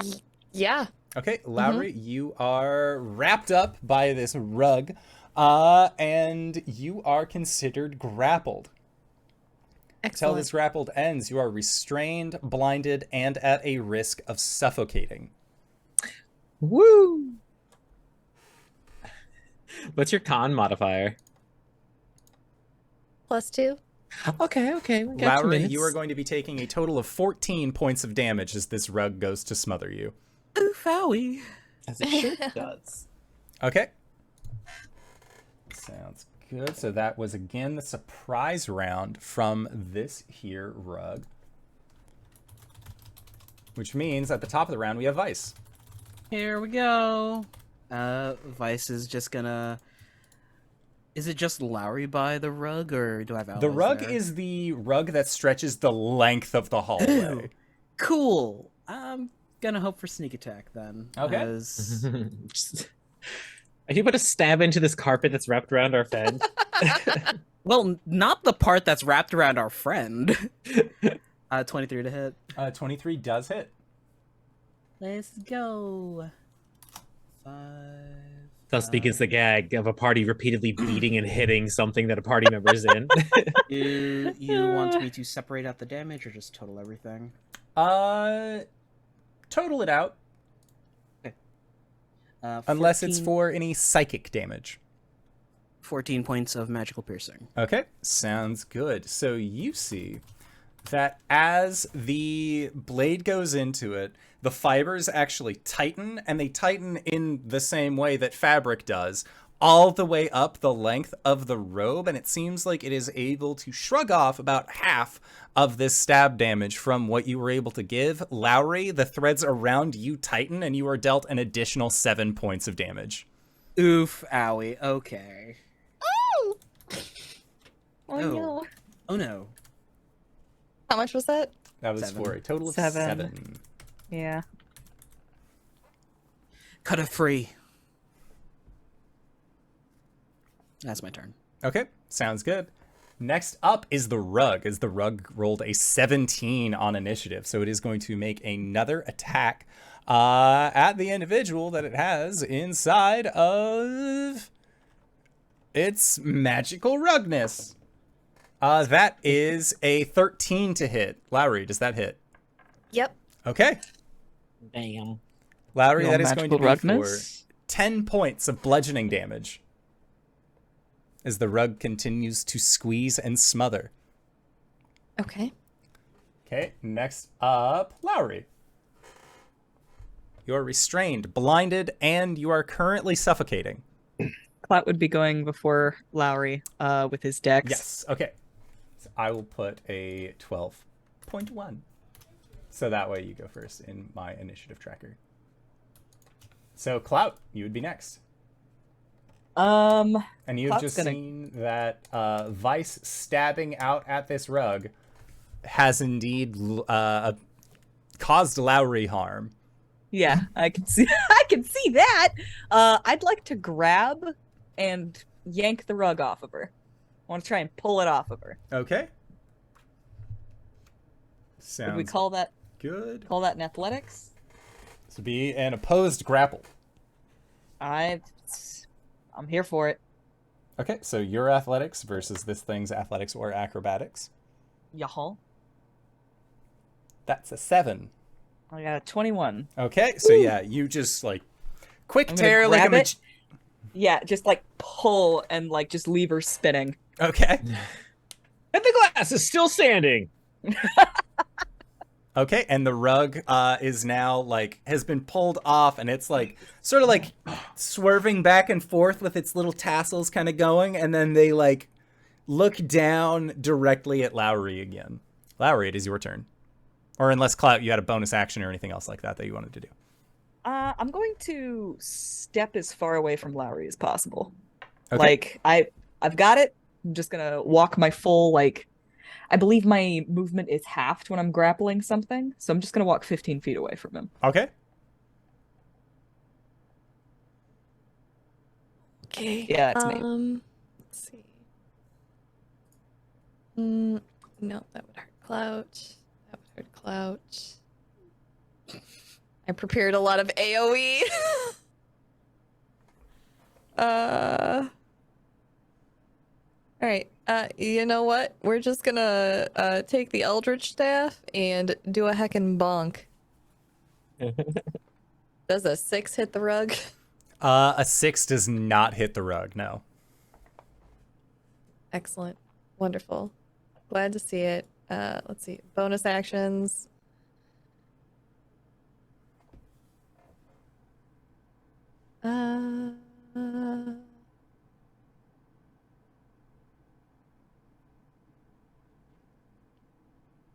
You know what? I'm gonna healing word myself. Solid play. Let's do that at 2nd level. Okay. Okay. That's my turn. 9 points of healing to me. Excellent. Next up, Balhadur. Okay. Balhadur will first make the easier attempt of dialogue and say, We wish you no harm or trespass. We only wish to pass. Would you like a flower in these trying times? offer a rose towards the rug in Clout's arms. It would seem as though this rug does not understand language. Try diplomacy. Since this thing is grappled, do we get any advantages towards attacking it while you're holding on to it? Not yet. Okay. It can merely not move. Just wait until my next turn. Cannot breathe on it because it's all up in your business. Well, you could angle your attack to where only the rug is in the attack, because the rug is not taking up the same space that I am. You could Right. But Like, we rug are in a has not 20 foot grappled by you 40 yet. foot hallway, so my cone is gonna hit someone.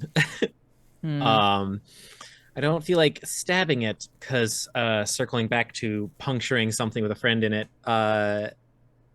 Phrasing. I am going to instead take this opportunity to pull a friend out of the ether. there is no friend in the rug. You could No, stab away. the ether, not the rug.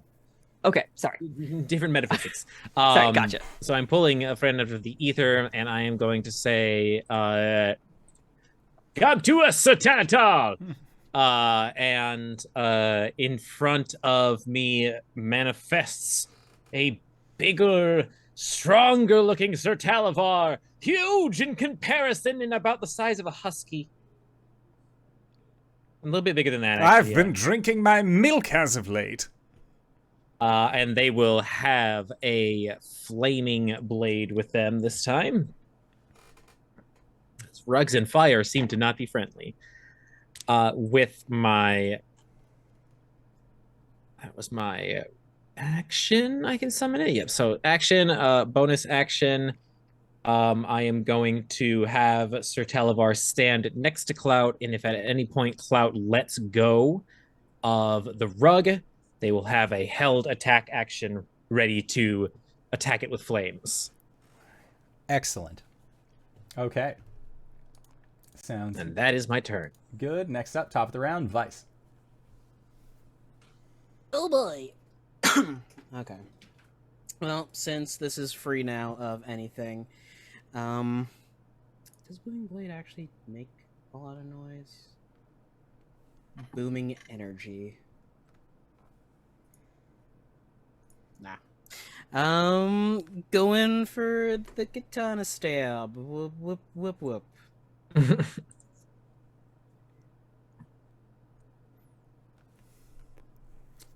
Yeah, natural 20. Okay. Woo! Here we go.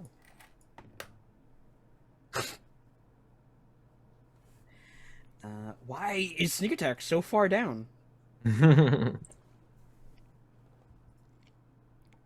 we go. Oh no. 16 and 19's 35? Jesus, yeah. Okay. Takes 35 points of damage. This rug is fucked up. Do I need 2 weapon fighting? It's looking a little threadbare. Yeah. Little worn.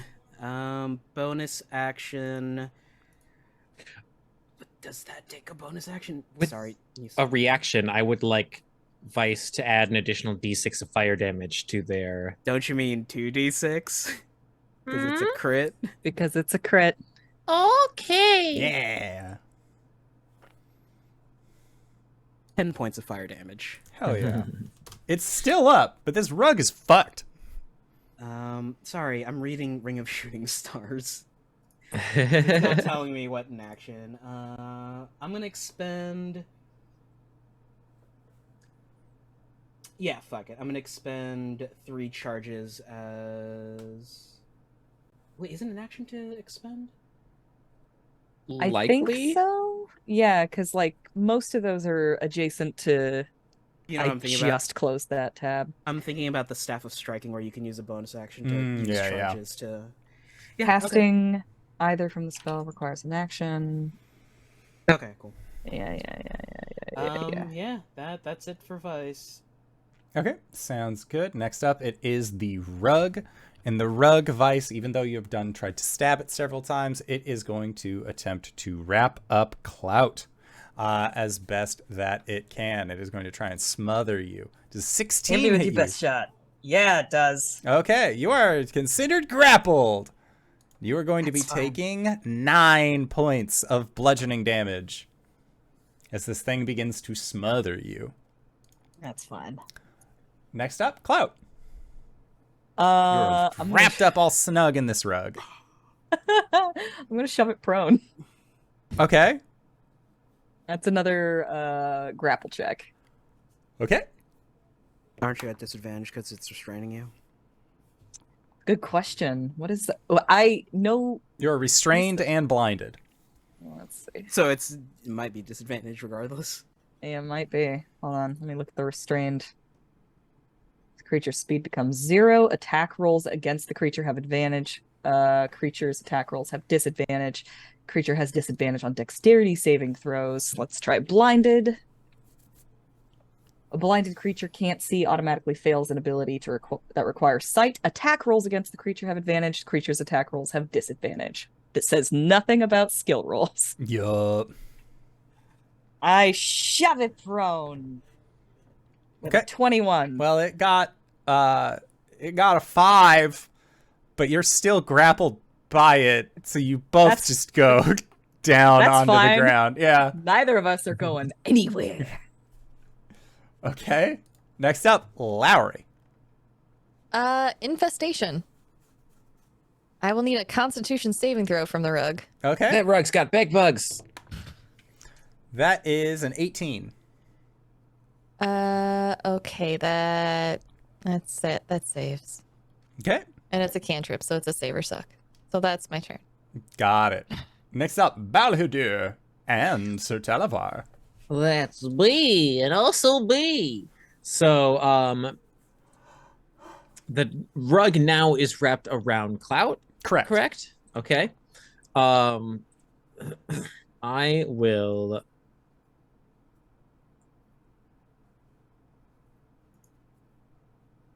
run math in my head. And at a scale of 1 to whatever your maximum hit points are, Cloud, how are you doing? I'm doing really good, actually. Awesome. I'll breathe on you two. That's fine. So seeing this mess on the ground, just reptile brain reaction, just and just expend necrotic energy. It is a Dex save. I Disadvantage. automatically fail. Yeah. That's a 17. Or it's at a disadvantage, right? Yeah, Hold it's on, disadvantage because restrained. y'all are laying down. Yeah, okay. I can do that. Disadvantage on Dex. 16. Okay. So it is 4 necrotic or 2 if you saved. Okay. I'm assuming a 16 didn't save. It's a DC 14. Oh. And then with my bonus action, I will have Sir Talavar bite into the carpet in an attempt to hurt the shit out of it. You do so at advantage since it's prone. Okay, so 2 d20s, the higher of which plus the dragon score, which is plus PB, so that's 22 to hit. Yeah, that'll hit. All right, so then that is plus here. Okay. Boom, boom. A total of 10 fire damage as their teeth sink into the piercing, rather, as the teeth sink into the carpet. Okay. So, Clout, you are also going to be taking 5 points as you are smothered by the rug. However, this is the last act that the rug is able to do, as that, those threads feel very sharp against you, and then you can just feel that it is a heavy piece of cloth. There is no longer that element of alive that seems to be situated with it. And as your group is struggling out of this rug, having defeated it, the door to the west opens, and you see a human wearing what look like these darkened colors, furs, a necklace with a bat.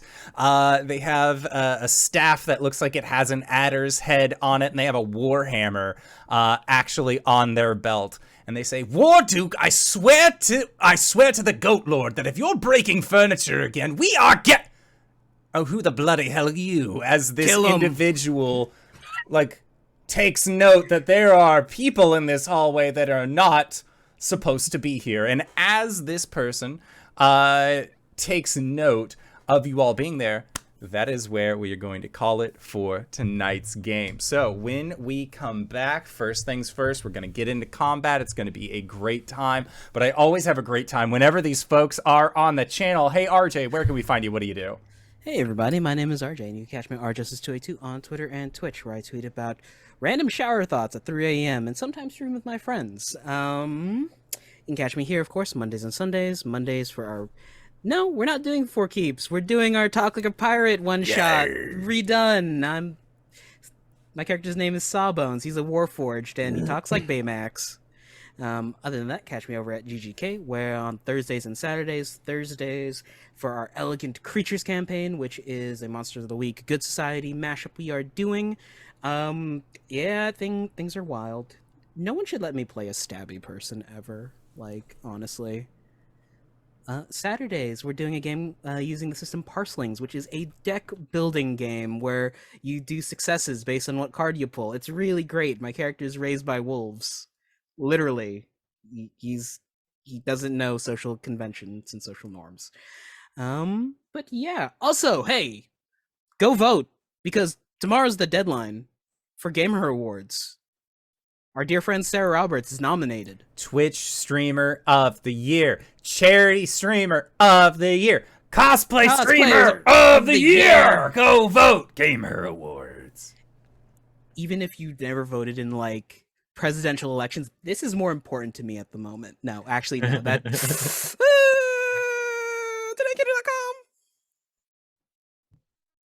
Hi everyone, Sarah Roberts. You can find me all over the internet doing also nerdy things with my friends.